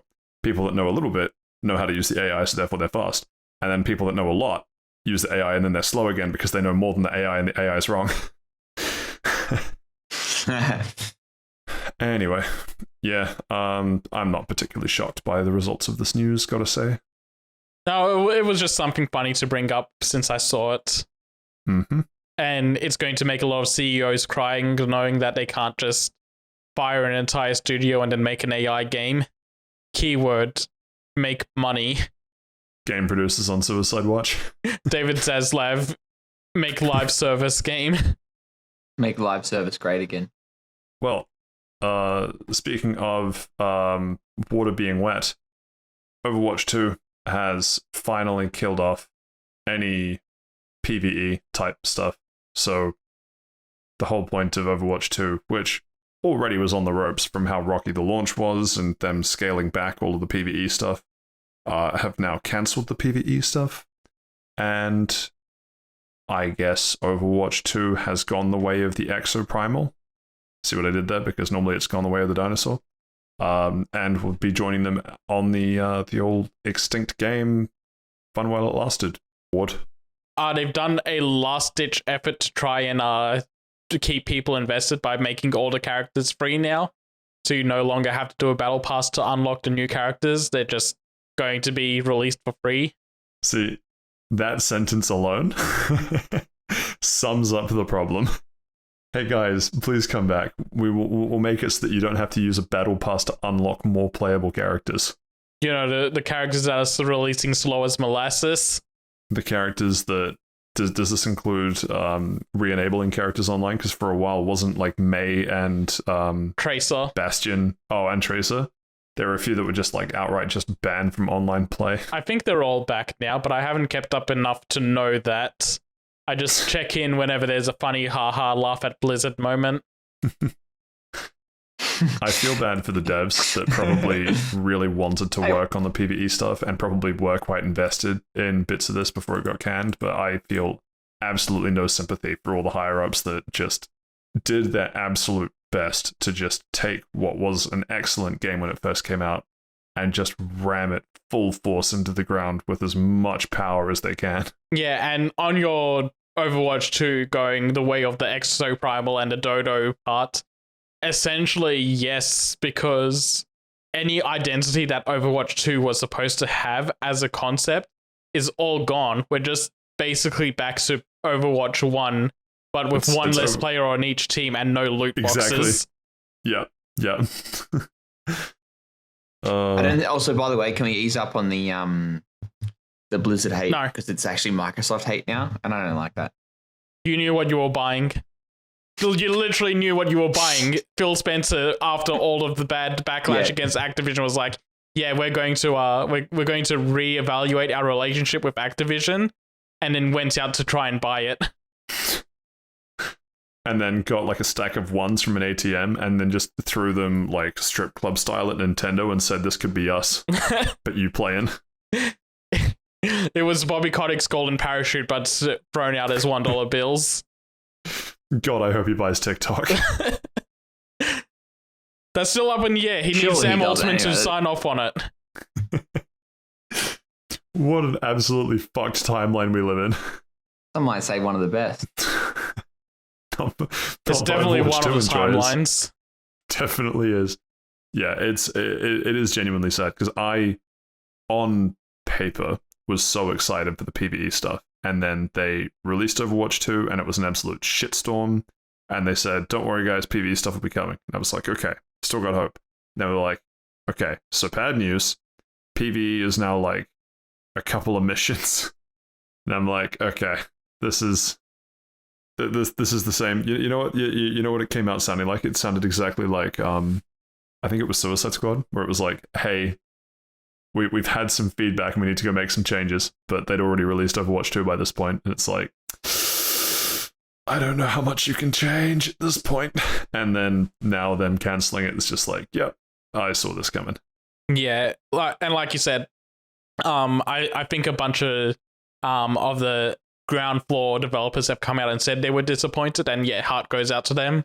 Really sucks that this happened to the project that they were very passionate about. Because like if I was one of the developers around putting like, because I really liked when TF2 did, I think they called it Man vs Machine. Yeah. I really liked that. They didn't have nearly the same ambition that Overwatch 2 wanted to have, but that concept is what I had in mind for what PvE in a class-based shooter would look like, and that was executed quite well for what it was. That I would be one of those passionate people, and for them to just be like, actually, let's just can the whole thing. It's like, bruh, what is the point? Oh well, between that and Halo Infinite, we ain't doing too well on the old Microsoft Live Service games, are we? How's Sony looking at theirs? Oh, Helldivers 2 is popping off. Shut up! Stop bringing this up. Don't want to hear it. I'm bringing it up because I still want to get it on Helldivers 2. I still haven't bought it. Meanwhile, Nintendo Switch is like, yeah, we got Genshin Impact. Hey, they got Splatoon 3. I guess they do. I don't know anyone that's still playing that. People still show up for the Splatfests every time they happen. And then the DLC came out pretty recently. True. Anyway, yeah. Haha, Blizzard. It is what it is. Next up, we have some news from Remedy. I completely forgot they were doing a Control multiplayer spin-off. But they shouldn't. Anyway, read the story. What? Sorry, I got worked up. Would you say that you lost Control? Ooh. Or did Control Yes. lose you by announcing a spin-off? Multiplayer spin-off, that's what I meant to say. Probably more of the latter. Anyway, I remember talking about this, but I don't remember many of the details. I don't remember them announcing much. Yeah, it seems like they still haven't said a lot about it. It's Project Condor, that's right. Yeah, it's a 4-player PvE game that's going to be coming out, and it's going to have a price on it, a smaller price than buying like one of their single player games, and it's also going to be a little bit live servicey in the fact that it's going to get updated after release as well. You reckon they're looking at Overwatch 2 and breathing heavily? I assume so. I don't think so. But look, this is exciting. They probably got that Alan Wake money to boost it as well. Yeah, I'm kind of worried that this might have them go in the direction of The Last of Us multiplayer, where they're like, hey, we want to do this cool idea we have of an online live service thing, and then later on they realize, oh, if we go this direction, our entire studio is going to be locked into this permanently. I don't think that was Naughty Dog realizing that. I think that was when they asked Bungie, and Bungie's like, oh yeah, you guys are fucked. Bungie was like, yeah, what's your roadmap looking like? And whatever Naughty Dog presented them, they were probably like, yeah, no, that's not good enough. And then that made Naughty Dog go, oh, we need more resources on this. That's our entire studio. But yeah, I hope this doesn't go that way. The idea of just doing a multiplayer release that's just something neat for a little bit of time is much more appealing of an idea than here's a multiplayer thing and then we're also going to keep updating it. Yeah, as I say, I was a complete sucker for I was going to say The Last of Us, the Mass Effect 3 multiplayer. Take out the loot boxes and that shit. That was so good. But that was so good. It was a small loop, none of this live service bullshit, just a fun gameplay loop. Play it with friends, put some progression in there. Boom, wash your hands of it, leave the servers up, or at least hand the server code out that way other people can play it. Bob's your uncle, off you go. Put me in, coach. I could make this. Okay, I can fix it. I have ideas. I can fix her. Yeah. Good. Anyway, we shall move on. We have some spec analysis for the PlayStation 5 Pro. But before that, I want to let everyone know of this absolutely disgusting thing that PlayStation is doing. They have this... Oh, shit. Sorry, I jumped a link. Yep. They have a PlayStation app where you can do little missions by like playing a game, and they give you little digital collectibles. They have just released one that is based on Jim Ryan as a bobblehead. You have 3 weeks to get Jim Ryan on your mobile phone. Good. That's why I don't want that. That's dumb. All you have to do it's like Microsoft Rewards, but bad. All you have to do is start up Gran Turismo 7 or Spider-Man 2 or God of War Ragnarok, The Last of Us Part 2, Rift Apart, or Destiny 2. Launch any one of those games on your account that's tied to the PlayStation app and you unlock Jim Ryan. Yo. I thought about doing it for the bit, but then I also felt I was going to be disgusted with myself doing it. So just throw up a bit more and then move on. You're right. I should. I was just going to make fun of you. But yeah, no, we can actually get into the PS5 Pro tech analysis. And by that, I mean, this is a massive fucking article. I will just summarize it and talk about how I watched a Digital Foundry video about this and tell you guys about it. Are we okay with that? Yes. Okay, so... Fuck it. Let's go for it. It seems like someone's done a breakdown of what the PlayStation 5 Pro's tech upgrade is going to be. CPU side, not that much of a jump. It's about a 10% jump for the CPU, going from 3.5 gigahertz to 3.85 gigahertz. And from what I hear from Digital Foundry, this isn't going to do anything substantial. This really won't affect frame rates of games, and a lot of the core upgrades for this Pro version is going to be on the GPU side, where they're massively improving the overhead of that, and they're doing all that because they're going to be focusing more on upsampling games and improving ray tracing performance on games. So it's things like they want to What about Steven tracing? How come Ray gets traced? more popular of a name. Everyone loves Raymond. Ah. But yeah, it's You know what? For that, you get one free segue. I'll cash it in when I'll cash it in when it really matters. No, he was giving it to me. I get the same. But yeah, there's a lot of like Nvidia and AMD technology that's like DLSS and FSSR, that all of these things are like taking lower resolution images and trying to upscale them to 4K, and it works in some cases, and it also looks really bad in other cases. Like I've seen an example of FSSR2 on Ratchet and Clank, where it's like, oh, we tried to up-res a spinning weapon, and it just blurred the shit out of the image. And a lot of these newer things are trying to improve on that machine learning capabilities and trying to make it look better than it previously did. I'm talking way out of my wheelhouse because I'm not as tech savvy as Digital Foundry are, but yeah, the long and short of it is that this won't really improve performance on games. This is more going to be trying to improve visuals on games. And for that reason alone, I'm like, no, I'm out. I got a PS4 Pro on the promise of, we're going to make a Pro version and we're going to make more games aim for 60 FPS, and none of those games delivered.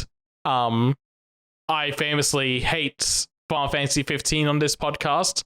I did the insane thing of being like, oh, hey, they said they're going to make the PS4 Pro version of Final Fantasy 15 run at 60 FPS. I guess I'll get a Pro so I can play the game at its best possible configuration.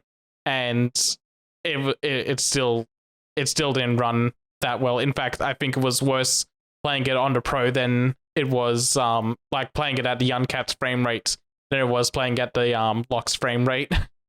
And if all of this... Fuck you. As a fan of Final Fantasy 15, you couldn't appreciate it. And yeah, if all of this is just like, oh, hey, we want to improve the visuals, we want to improve the ray tracing shadows and ray tracing lighting, this is all stuff I could give less of a shit about.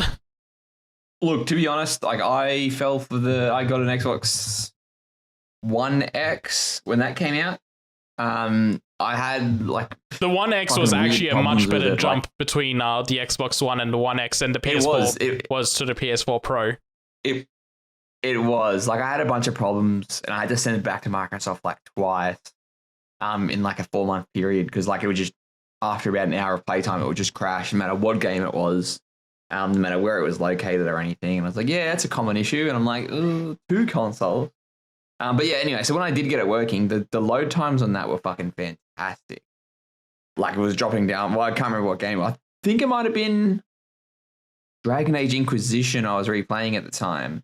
And it went from like 45-second load times to like 10-second load time.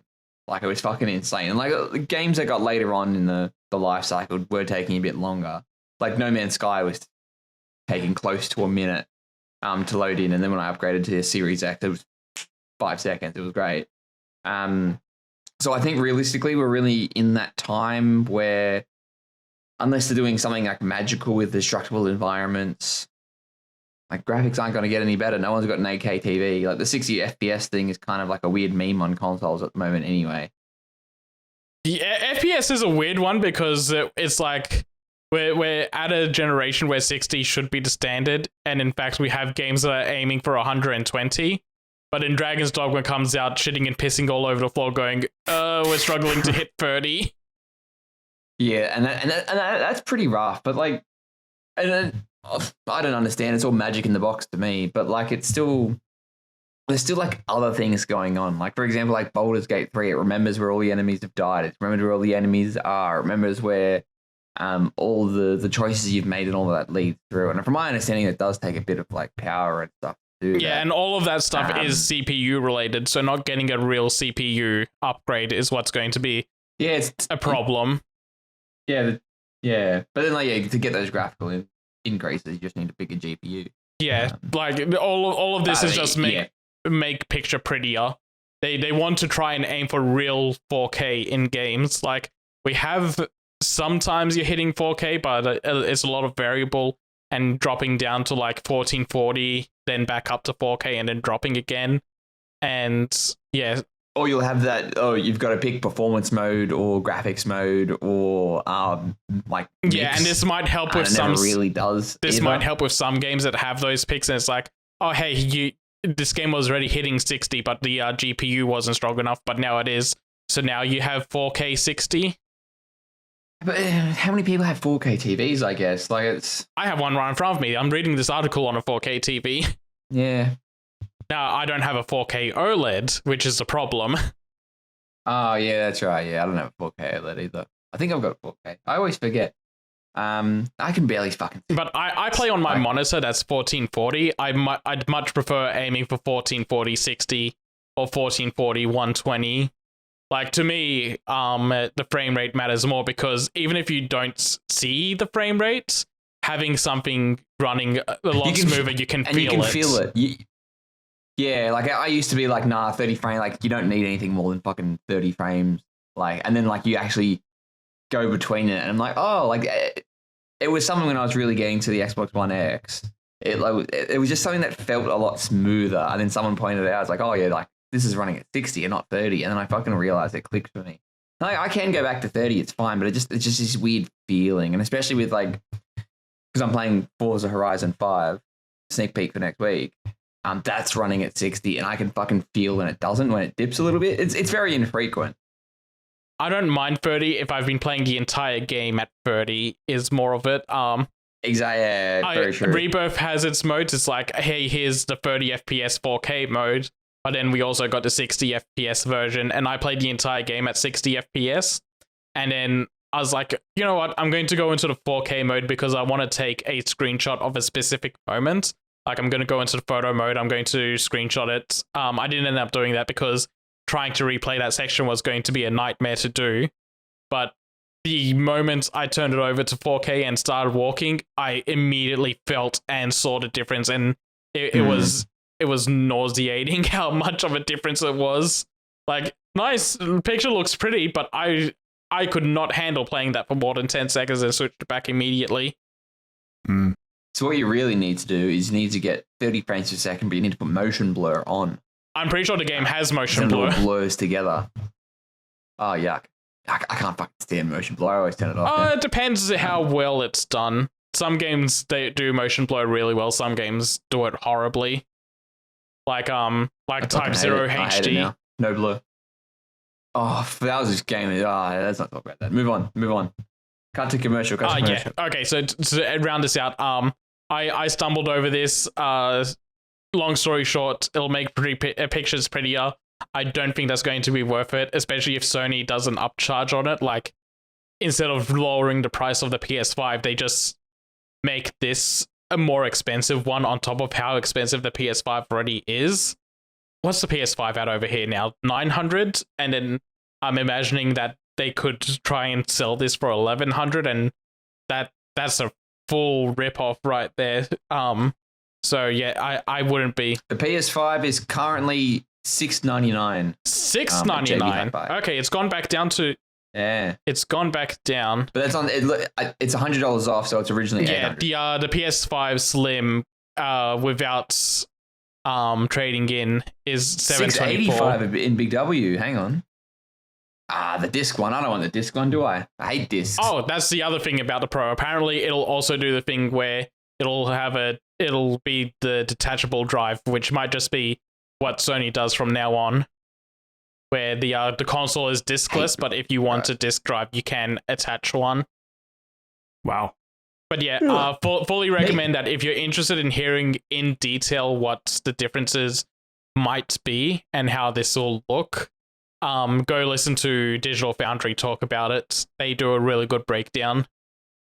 I've also heard that they're very generous at shouting out people that shout them out. I'd hope so. So doing them a favor here. Exactly. Small YouTube channel like them getting shouted out by a big one like us. Maybe we'll send them a box of Krispy Kreme. I might take a bite out of all the Krispy Kremes just to make sure they're not poisoned for.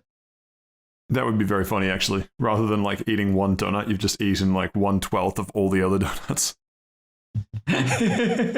It's like Pac-Man. it's like that that meme with the chocolate cake or the pizza where you can take that triangle out and then put the two halves together and you just have like the free piece. But you've just done that with every donut, so now you have a full donut. Anyway, finally, in the news for this week, we have June 7th as the date for the Summer Games Fest 2024. Can I get a wahoo? Wahoo! Steve? It'll be streaming on YouTube, Twitch, I did it. X, Steam, and TikTok. And bets everyone, will Bobby Kotick own TikTok by the time Summer Games Fest happens?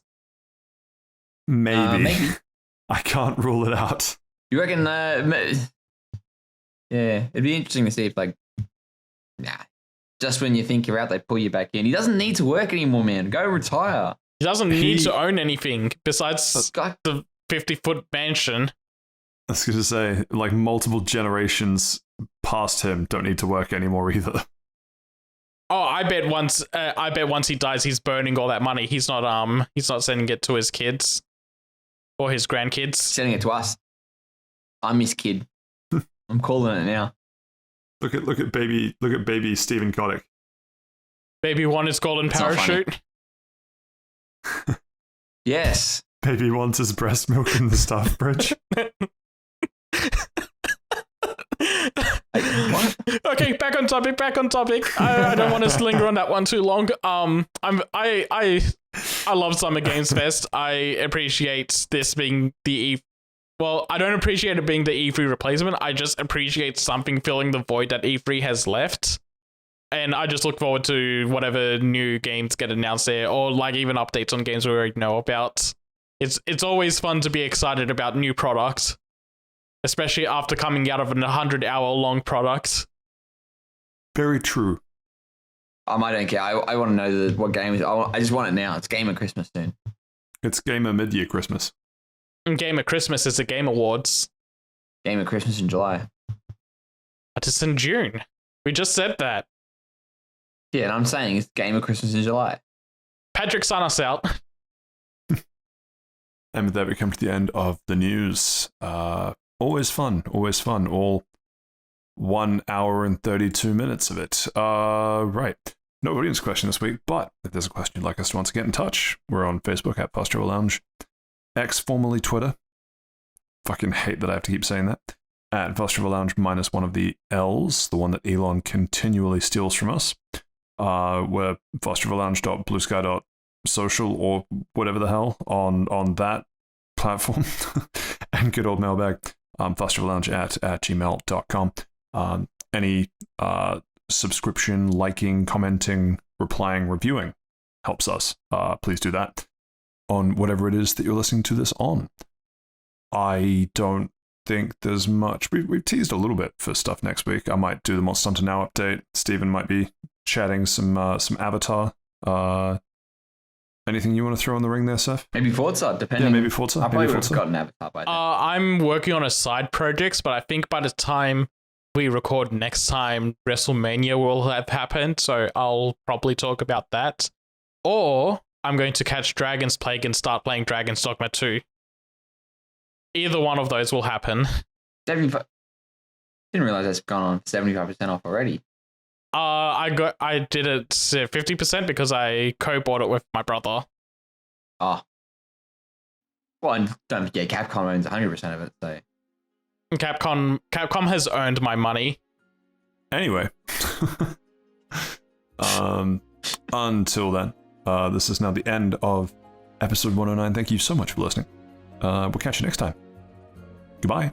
Happy birthday, Easter Bunny.